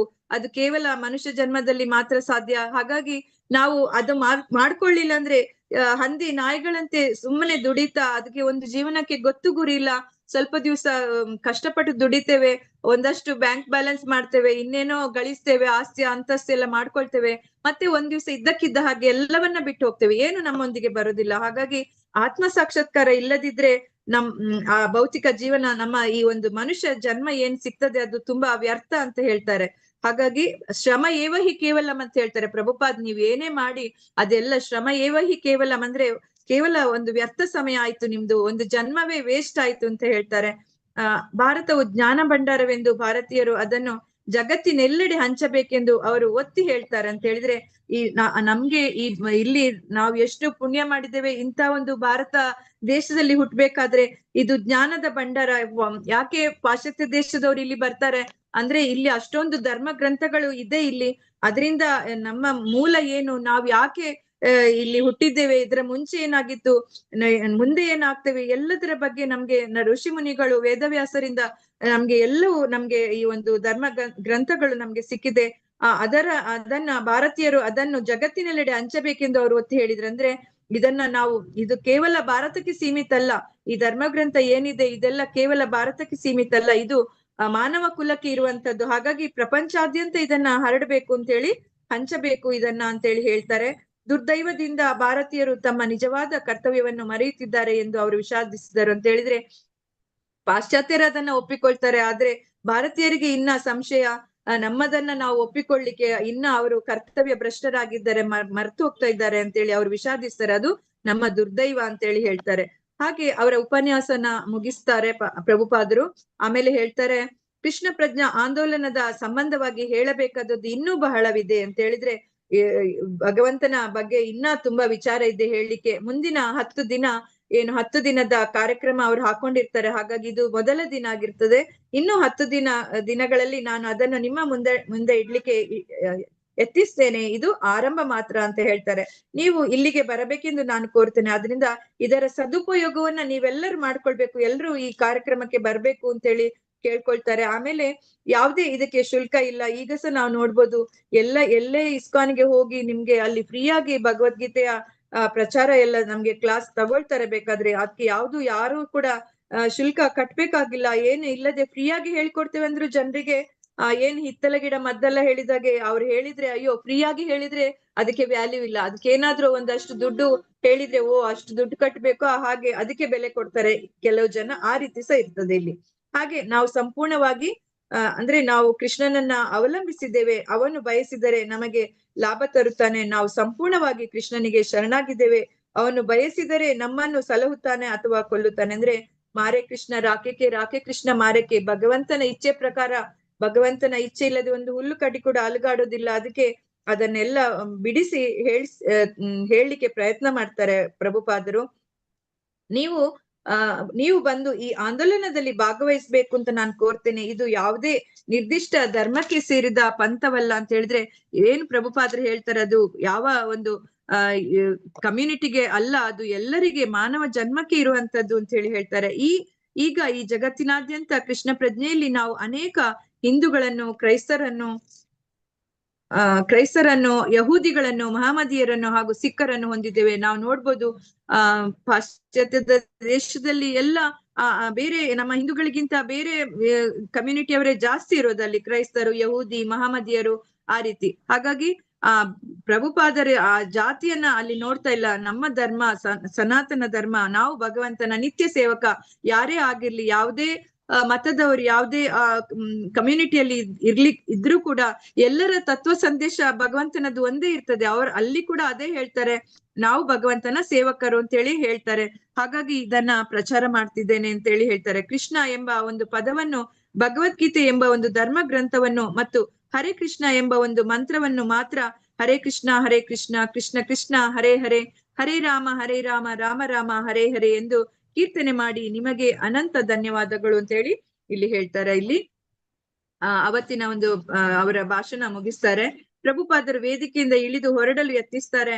ಆಗ ಮತ್ತೊಮ್ಮೆ ಜನಸಮೂಹ ಅವರ ಚರಣ ಕಮಲಗಳನ್ನ ಸ್ಪರ್ಶಿಸ್ಲಿಕ್ಕೆ ಮುನ್ನುಗ್ತದೆ. ಪ್ರಭುಪಾದರು ಶ್ರೇಷ್ಠತೆ ಬಗ್ಗೆ ಅವರ ಶಿಷ್ಯರಿಗೆ ಈಗಾಗ್ಲೇ ಮನವರಿಕೆ ಆಗಿತ್ತಂದ್ರೆ ಆ ಶಿಷ್ಯರಿಗೆ ಗೊತ್ತು ಯಾಕೆ ಪ್ರಭುಪಾದರನ್ನ ಇಷ್ಟೊಂದು ಗೌರವದಿಂದ ಎಲ್ಲರೂ ಕಾಣ್ತಾರೆ ಅಂತ ಹೇಳ್ಕೊಂಡು. ಆದ್ರೆ ಇಂತಹ ಕೆಲವು ಸಂದರ್ಭದಲ್ಲಿ ಪ್ರಭುಪಾದರು ಅತ್ಯಂತ ಪ್ರಭಾವಶಾಲಿಯಾಗಿ ಮಾತಾಡಿದ್ದನ್ನು ಕೇಳಿದಾಗ ಮತ್ತು ಆರಾಧಕ ಜನಸಂದಣಿ ಅವರನ್ನು ಸುತ್ತುವರಿದಿದ್ದನ್ನು ಕಂಡಾಗ ಶಿಷ್ಯರಿಗೆ ಪ್ರಭುಪಾದರ ಶ್ರೇಷ್ಠತೆಯ ಸ್ಪಷ್ಟ ವಾಸ್ತವತೆಯಾಗಿ ಮೈತಾಳಿ ತೋರುತ್ತಿತ್ತು ಅಂತ ಹೇಳಿದ್ರೆ ಅವರಿಗೆ ನಂಬಿಕೆ ಇದ್ದು ಪ್ರಭುಪಾದರ ಮೇಲೆ. ಆದ್ರೆ ಇಷ್ಟೊಂದು ಜನಸಂಖ್ಯೆ ಸೇರ್ತಾರೆ, ಇಷ್ಟೊಂದು ಪ್ರಭಾವಶಾಲಿ ಆಗಿ ಮಾತಾಡ್ತಾರೆ ಪ್ರಭುಪಾದರ, ಅವರ ಮನಸ್ಸಿಗೆ ಮುಟ್ಟುವಂತ ಒಂದು ಮಾತನ್ನ ಹೇಳುವಾಗ ಎಲ್ಲರೂ ಅವರಿಗೆ ಚರಣ ಕಮಲ ಸ್ಪರ್ಶಿಸ್ಲಿಕ್ಕೆ ಮುಗಿ ಬೀಳ್ತಾರೆ ಅಂತ ಹೇಳಿದ್ರೆ ಮತ್ತೆ ಕೂಡ ಅವರ ಶ್ರೇಷ್ಠತೆಯ ಒಂದು ಸ್ಪಷ್ಟ ವಾಸ್ತವತೆ ಅವರಿಗೆ ಕಾಣ್ತಾ ಇರ್ತದೆ. ಅಲ್ಲಿ ಪ್ರಭುಪಾದರು ತಮ್ಮ ಕಾರಿನ ಕಡೆಗೆ ಮುನ್ನಡೆತಾರೆ. ಅವಾಗ ಶಾಂತಚಿತ್ತರು ವಿನಯಪೂರ್ಣರು ಆಗಿದ್ದರು. ಅಷ್ಟು ಮಾತಾಡಿದ್ರೆ ಸಹ ಅವರು ಎಷ್ಟೊಂದು ವಿನಯಶೀಲರಾಗಿರ್ತಾರೆ. ಪ್ರಭುಪಾದರಿಗೆ ಅಲ್ಲಿ ಅಮೆರಿಕದಲ್ಲಿ ಕೇಳ್ತಾರಂತೆ ಒಬ್ಬ ಇವರು ನ್ಯೂಸ್ ರಿಪೋರ್ಟರ್, ನೀವು ಇಷ್ಟೆಲ್ಲ ಪಾಶ್ಚಾತ್ಯ ದೇಶದವರನ್ನ ಹಿಪ್ಪಿಗಳನ್ನ ಹ್ಯಾಪಿಗಳನ್ನಾಗಿ ನೀವು ಪರಿವರ್ತಿಸಿದ್ರಿ, ಅವಾಗ ಅಲ್ಲಿಯ ಒಂದು ಗವರ್ಮೆಂಟ್ ಅವರಿಗೆ ಸನ್ಮಾನ ಮಾಡ್ತದೆ. ಅವಾಗ ಒಬ್ಬ ಪ್ರೆಸ್ ರಿಪೋರ್ಟರ್ ಅವರನ್ನ ಇಂಟರ್ವ್ಯೂ ಮಾಡುವಾಗ ಹೇಳ್ತಾನೆ, ನೀವು ಯಾರು, ನೀವು ನಿಜವಾಗಿ ನೀವು ಭಗವಂತನೇನಾ, ಇಷ್ಟೊಂದು ಸಾಧನೆ ಮಾಡ್ಲಿಕ್ಕೆ ಸಾಮಾನ್ಯ ಮನುಷ್ಯರಿಗೆ ಸಾಧ್ಯ ಇಲ್ಲಲ್ಲ ಅಂತ ಕೇಳ್ತಾರಂತೆ ಅವರನ್ನ. ಅದಕ್ಕೆ ಅವ್ರು ಹೇಳ್ತಾರೆ, ಇಲ್ಲ, ನಾನು ಭಗವಂತನ ಕೃಷ್ಣನ ಸೇವಕ ಅಂತ ಹೇಳ್ತಾರೆ. ಅಂದ್ರೆ ಅಷ್ಟು ನಮ್ರತೆ ಅವರಲ್ಲಿತ್ತು. ಅವ್ರು ಅಂತ ಒಂದು ಸಾಧನೆ ಮಾಡಿದ್ರೆ ಕೂಡ ನಾನು ಮಾಡಿದೆ ಖಂಡಿತ ಇಲ್ಲ, ನಾನೊಂದು ಗೊಂಬೆ, ನೀನು ನನ್ನ ಸೂತ್ರಧಾರಿ, ಯಾವ ರೀತಿ ನೀನು ನನ್ನನ್ನು ಆಡಿಸು ಅಂತ ಹೇಳ್ತಾರೆ. ಆ ರೀತಿ ನಾನೇನು ಅಲ್ಲ, ನಾನು ಒಬ್ಬ ಸೇವಕ ಅಂತ ಹೇಳ್ತಾರೆ. ಅವನಿಗೆ ಆಶ್ಚರ್ಯ ಆಗ್ತದೆ, ಇಷ್ಟು ನಮ್ರತೆ ನಾನು ಯಾರಲ್ಲಿ ಕೂಡ ನೋಡ್ಲಿಲ್ಲ ಅಂತ ಹೇಳ್ತಾನಂತ ಅವನು. ಅದೇ ರೀತಿ ಆದ್ರೆ ಭಕ್ತಿಯಿಂದ ಉದ್ರೇಕಿತರಾಗಿದ್ದ ಜನರ ಗುಂಪು ಪ್ರಭುಪಾದರನ್ನ ತಳ್ಳಾಡದಂತೆ ತಡೆಯಲು ಅವರನ್ನು ಸುತ್ತುವರಿದಿದ್ದ ಶಿಷ್ಯರು ಆತಂಕದಲ್ಲಿದ್ರು ಅಂತ ಹೇಳಿದ್ರೆ ಅಷ್ಟೊಂದು ರಶ್ ಅಲ್ಲಿ ಅವ್ರನ್ನ ಮ್ಯಾನೇಜ್ ಮಾಡ್ಲಿಕ್ಕೆ ಶಿಷ್ಯರು ತುಂಬಾ ಟೆನ್ಷನ್ ಮಾಡ್ತಾ ಇದ್ರು. ಶಿಷ್ಯರು ಎಷ್ಟೇ ಪ್ರಯತ್ನಿಸಿದರೂ ಜನಸಂದಣಿಯಲ್ಲಿದ್ದ ಕೆಲವು ವ್ಯಕ್ತಿಗಳು ಶಿಷ್ಯರ ಕಾಲುಗಳ ನಡುವೆ ನುಸುಳಿ ಪ್ರಭುಪಾದರಿಗೆ ಅಡ್ಡ ಬೀಳುವುದರಲ್ಲಿ ಯಶಸ್ವಿಯಾದರು ಅಂತ ಹೇಳಿದ್ರೆ ಇದು ನಂಗೆ ನೆನಪಾಗ್ತದೆ. ಇಲ್ಲಿ ಗುರು ಮಹಾರಾಜರು ಬರುವಾಗ ನಾವು ಕೂಡ ಹಾಗೆ ಅಡ್ಡ ಬೀಳಿಕ್ ಹೋಗಿತ್ತು ಹಾಗೆ. ಆದ್ರೆ ಕೆಲವರು ಅವರ ನಡುವೆ ಹೋಗಿ ಇದ್ರಲ್ಲಿ ಅಡ್ಡ ಬೀಳ್ತಾರೆ, ಯಶಸ್ವಿ ಆಗ್ತಾರಂತೆ. ತಮ್ಮ ಬಳಿ ಇದ್ದ ಶಿಷ್ಯರ ಕಡೆಗೆ ತಿರುಗಿ ಪ್ರಭುಪಾದರು ಕೇಳಿದರು, ಜನರೇಕೆ ನನ್ನನ್ನು ಆರಾಧಿಸುತ್ತಿದ್ದಾರೆ ಎಂದು ತಿಳಿಯುತ್ತೆ ಕೇಳ್ತಾರೆ. ಯಾಕೆ ಇವರೆಲ್ಲ ಇಷ್ಟೊಂದು ನನ್ ಮೇಲೆ ಗೌರವವಾಗಿ ಈ ತರ ಒಂದು ಇದಕ್ಕೆ ನನ್ನ ಚರಣ ಸ್ಪರ್ಶಕ್ಕೆ ಇಷ್ಟೊಂದು ಆರಾಧನೆ ಯಾಕೆ ಮಾಡ್ತಿದ್ದಾರೆ ತಿಳಿತಾ ಅಂತೇಳಿ. ಅದಕ್ಕೆ ಯಾಕೆ ಅಂತ ಹೇಳಿದ್ರೆ ನಾನು ಆ ಲೈಂಗಿಕ ಅಪೇಕ್ಷೆಗಳಿಂದ ಮುಕ್ತನಾಗಿದ್ದೇನೆ. ಅಂದ್ರೆ ಯತಿಗಳನ್ನ ನಾವು ಅಷ್ಟೊಂದು ಗೌರವಿಸ್ತೇವೆ ಅಂತ ಹೇಳಿದ್ರೆ ಅವ್ರು ಎಲ್ಲ ಭೌತಿಕ ಏನು ಇಂದ್ರಿಯ ಸುಖಗಳನ್ನ ಎಲ್ಲವನ್ನ ತ್ಯಜಿಸಿರ್ತಾರೆ. ಆ ಒಂದು ಇದರಲ್ಲಿ ಅವರ ತ್ಯಾಗಕ್ಕೆ ನಾವು ಅವರಿಗೆ ಗೌರವ ಕೊಡ್ಲೇಬೇಕಾಗ್ತದೆ. ಹಾಗೆ 10 ರಾತ್ರಿ ಎಡೆಬಿಡದೆ ಶ್ರೀಲ ಪ್ರಭುಪಾದರು ಚಪ್ಪರದಲ್ಲಿ ಉಪನ್ಯಾಸ ಮಾಡಿದ್ರು. ತಮ್ಮ ಬಹುತೇಕ ಉಪನ್ಯಾಸಗಳಲ್ಲಿ ಅವರು ಕೃಷ್ಣ ಪ್ರಜ್ಞಾ ಆಂದೋಲನಕ್ಕೆ ಸಂಬಂಧಿಸಿದಂತೆ ಧರ್ಮವನ್ನು ಕುರಿತು ಮಾತಾಡಿದ್ರು ಅಂತ ಹೇಳಿದ್ರೆ ಇಲ್ಲಿ ಧರ್ಮ ಅಂತ ಹೇಳಿದ್ರೆ ಕೃಷ್ಣ ಪ್ರಜ್ಞೆಯಲ್ಲಿ ಬರುವ ಧರ್ಮಂತೂ ಸಾಕ್ಷಾತ್ ಭಗವತ್ ಪ್ರಣೀತ ಭಗವಂತ ಏನು ನಮ್ಗೆ ವೇದಗಳಲ್ಲಿ ಕೊಟ್ಟಿದ್ದಾರೆ. ವೇದಗಳ ಗುರಿ ಭಗವಂತನನ್ನ ಅರ್ಥ ಮಾಡಿಕೊಂಡು ನಮ್ಮ ಸ್ವಾಸ್ಥಾನ ಏನಿದೆ, ನಾವು ಭಗವಂತನ ವಿಭಿನ್ನ ಅಂಶ, ನಮ್ಮ ಪರಿಪೂರ್ಣತೆ ಅಂತ ಹೇಳುದು ಭಗವಂತನಲ್ಲಿ ಮತ್ತೆ ಸೇವೆಯಲ್ಲಿ ಪಾಲ್ಗೊಳ್ಬೇಕು ನಾವು, ಅದು ನಮ್ಮ ಧರ್ಮ. ಅದರ ಕುರಿತು ಮಾತಾಡ್ತಾರೆ. ಕೃಷ್ಣ ಪ್ರಜ್ಞಾ ಆಂದೋಲನವು ಅತ್ಯುನ್ನತ ಯೋಗ ಪದ್ಧತಿಯಾಗಿದೆ. ಇದು ಅತ್ಯಂತ ವೈಜ್ಞಾನಿಕವಾಗಿದೆ. ಇದೊಂದು ಭಾವಾತಿರೇಕದ ಆಂದೋಲನವೆಂದು ತಿಳಿಯಬೇಡಿ. ಈಗ ನಾವು ಬೇರೆ ನೋಡ್ತೇವೆ, ಬೇರೆ ಎಲ್ಲ ಇದ್ರಲ್ಲಿ ಏನೇನೋ ಅವರು ಅದು ತಗೊಳ್ಳಿ, ಅದ್ರಿಂದ ವಿಭೂತಿ ಕೊಡ್ತಾನೆ, ಏನೇನೋ ಎಲ್ಲ ಹೇಳ್ತಾರೆ. ಆದ್ರೆ ಆತರ ಅಲ್ಲ, ಇದು ವೈಜ್ಞಾನಿಕವಾಗಿದೆ. ಅಂದ್ರೆ ಏನು ಈ ವೇದಗಳಲ್ಲಿ ಇದ್ದಿದ್ದನ್ನೇ ಯಥಾರೂಪವಾಗಿ ಅಲ್ಲಿ ಭಗವಂತ ಅರ್ಜುನನಿಗೆ ಯಾವ ರೀತಿ ಗೀತಾ ಉಪದೇಶ ಮಾಡಿದರೆ ಸೇಮ್ ಯಥಾವತ್ತಾಗಿ ಪ್ರಭುಪಾದರು ಅದನ್ನ ನಮ್ಗೆ ಭಗವದ್ಗೀತಾ ಬುಕ್ ಅಲ್ಲಿ ನಮ್ಗೆ ಕೊಟ್ಟಿದ್ದಾರೆ. ಅಷ್ಟೊಂದು ಚೆನ್ನಾಗಿ ಆ ಒಂದು ಭಾವಾರ್ಥದಲ್ಲಿ ಯಾವ್ದ್ಯಾವ್ದು ನಮ್ಗೆ ಅರ್ಥ ಮಾಡಿಸ್ಲಿಕ್ಕೆ ಪುರಾಣಗಳದ್ದು ಮತ್ತೆ ಉಪನಿಷತ್ತುಗಳದ್ದು ಆ ರೀತಿ ಎಲ್ಲಾ ವ್ಯಾಖ್ಯಾನಗಳನ್ನ ತಗೊಂಡು ನಮ್ಗೆ ಅರ್ಥ ಮಾಡಿಸ್ಲಿಕ್ಕೆ ಅಷ್ಟೊಂದು ಪ್ರಯತ್ನ ಮಾಡಿದ್ದಾರೆ. ಹಾಗೆ ಇದು ವೈಜ್ಞಾನಿಕವಾಗಿದೆ ಅಂತ ಹೇಳ್ತಾರೆ. ಇದೊಂದು ಭಾವಾತಿರೇಕದ ಆಂದೋಲನ ಅಂತ ನೀವು ತಿಳ್ಕೊಳ್ಬೇಡಿ. ಇದು ವೇದಗಳ ಪ್ರಮಾಣ ಮತ್ತು ಬೆಂಬಲವನ್ನು ಪಡೆದಿದೆ. ಅಂದ್ರೆ ವೇದಗಳಿಂದ ಬಂದಿರುವಂತದ್ದನ್ನ ಗುರು ಪರಂಪರೆಯಲ್ಲಿ ಅಧಿಕೃತ ಗುರು ಪರಂಪರೆಯಿಂದ ಇದು ಹರಿದು ಬಂದಿರುವಂತಹ ಜ್ಞಾನ ಇದು. ವಾಸ್ತವವಾಗಿ ಇದು ಪರಿಣಾಮಕಾರಿ ಆಗುತ್ತಿದೆ. ಧರ್ಮವೆಂದರೆ ದೇವರಿಗೆ ಶರಣಾಗತಿ. ಈ ಯುವಕ ಯುವತಿಯರು ಈ ನಿಜವಾದ ಧರ್ಮವನ್ನು ಅಂಗೀಕರಿಸಿದ್ದಾರೆ ಅಂತ ಹೇಳಿದ್ರೆ ಪಾಶ್ಚಾತ್ಯ ದೇಶದ ಎಷ್ಟು ಚಿಕ್ಕ ಏಜಿನವರೇ ಕೂಡ ಇದನ್ನ ಅರ್ಥ ಮಾಡಿಕೊಂಡು ಅವರು ನಿಜವಾಗಿ ಅದನ್ನ ಸ್ವೀಕರಿಸಿದ್ದಾರೆ ಅಂತ ಹೇಳ್ಕೊಂಡು ಈ ಆಂದೋಲನವು ಎಷ್ಟು ಮುಖ್ಯವಾದದ್ದೆಂದರೆ ನಾವು ಪ್ರತಿಯೊಬ್ಬರಿಗೂ ಅವರ ಜೀವನವನ್ನು ಯಶಸ್ವಿಗೊಳಿಸಲು ಒಂದು ಅವಕಾಶ ಕಲ್ಪಿಸುತ್ತಿದ್ದೇವೆ ಅಂತ ಹೇಳಿದ್ರೆ ಇಲ್ಲಿವರೆಗೆ ನಾವು ಇದು ನಮ್ಮ ಅನುಭವಕ್ಕೆ ಸಹ ಬಂದಿದೆ. ನಮ್ಗೆ ಕಷ್ಟಗಳು ಬರೋದಿಲ್ಲ ಅಂತಲ್ಲ, ನಮ್ಮ ದೃಷ್ಟಿಕೋನ ಬದಲಾಗ್ತದೆ. ಸಮಸ್ಯೆಗಳು ಖಂಡಿತ ಬಂದೇ ಬರ್ತದೆ. ಯಾಕಂತ ಹೇಳಿದ್ರೆ ನಾವು ಎಷ್ಟೋ ಜನ್ಮದಿಂದ ಮಾಡಿರುವಂತ ಒಂದು ಕರ್ಮಕ್ಕೆ ಪ್ರತಿಕ್ರಿಯೆ ಅಂತ ಹೇಳುದು ಬಂದೇ ಬರ್ತದೆ. ಆದ್ರೆ ಅದನ್ನ ಹೇಗೆ ಬರ್ತದೆ ಅಂತ ಹೇಳಿದ್ರೆ ಕಣ್ಣಿಗೆ ಬರುವಂತದ್ದು ಕಣ್ಣ ಸೈಡ್ಗೆ ಬರ್ತದೆ ಹೇಳ್ತಾರೆ. ಆ ರೀತಿ ನಾವು ಭಗವಂತನನ್ನ ಆಶ್ರಯಿಸ್ಕೊಂಡಾಗ ಕಷ್ಟಗಳು ಕೂಡ ನಮ್ಗೆ ನಮ್ಮ ಒಳ್ಳೆಯದಕ್ಕೆ ಬರ್ತದೆ ಅಂತೇಳಿ ನಾವು ಅರ್ಥ ಮಾಡಿಕೊಳ್ತೇವೆ. ಅಂದ್ರೆ ನೋಡುವ ನಮ್ದು ದೃಷ್ಟಿಕೋನ ಬದಲಾಗ್ತದೆ. ಈ ಕೃಷ್ಣ ಪ್ರಜ್ಞೆಯನ್ನ ನಾವು ನಮ್ಮಲ್ಲಿ ನಾವು ಅಳವಡಿಸಿಕೊಂಡಾಗ ನಮ್ಮ ದೃಷ್ಟಿಕೋನ ಬದಲಾಗ್ತದೆ. ಆ ರೀತಿ ನಾವು ಹರೇ ಕೃಷ್ಣ ಮಾತಾಜಿ, ಸ್ಟಾಪ್ ಮಾಡಿ, ಹರೇ ಕಂಟಿನ್ಯೂ ಮಾಡೋಣ. ಓಕೆ ಹರೇ ಕೃಷ್ಣ. ಹರೇ ಕೃಷ್ಣ. ಅಲ್ಲಿ ವಿನಂತಿ ತನಕ ಒಂದು ಹೇಳ್ತೇನೆ, ನಾವು ಪ್ರತಿಯೊಬ್ಬರಿಗೂ ಅವನ ಜೀವನವನ್ನು ಯಶಸ್ವಿಗೊಳಿಸಲು ಒಂದು ಅವಕಾಶ ಕಲ್ಪಿಸುತ್ತಿದ್ದೇವೆ. ಆದ್ದರಿಂದ ನೀವೆಲ್ಲರೂ ಕೃಷ್ಣ ಪ್ರಜ್ಞೆಯನ್ನು ಅಂಗೀಕರಿಸಬೇಕೆಂದು ನಮ್ಮ ವಿನಮ್ರ ವಿನಂತಿ ಅಂತೇಳಿ ಅಲ್ಲಿ ಪ್ರಭುಪಾದರು ಹೇಳ್ತಾರೆ. ಹರೇ ಕೃಷ್ಣ. ಧನ್ಯವಾದ. ವಾಂಚಾಕಲ್ಪತರುಭ್ಯಶ್ಚ ಕೃಪಾ ಸಿಂಧುಭ್ಯ ಏವಚ ಪತಿತಾನಾಂ ಪಾವನೇಭ್ಯೋ ವೈಷ್ಣವೇಭ್ಯೋ ನಮೋ ನಮಃ. ಅನಂತ ಕೋಟಿ ಭಕ್ತ ವೈಷ್ಣವ ವೃಂದ ಕಿ ಜೈ. ಶ್ರೀಲ ಪ್ರಭುಪಾದ ಕಿ ಜೈ. ಶ್ರೀ ಶ್ರೀ ರಾಧಾ ಗೋವಿಂದ್ ಕಿ ಜೈ. ಹರೇ ಕೃಷ್ಣ. ಧನ್ಯವಾದ ಎಲ್ಲರಿಗೂ. ಹರೇ ಧನ್ಯವಾದಗಳು. ಹರೇ ಕೃಷ್ಣ. ಧನ್ಯವಾದಗಳು ಎಲ್ಲರಿಗೂ. ಧನ್ಯವಾದಗಳು. ಹರೇ ಕೃಷ್ಣ. ಹರೇ ಕೃಷ್ಣ. ಹರೇ ಕೃಷ್ಣ ಮಾತಾಜಿ.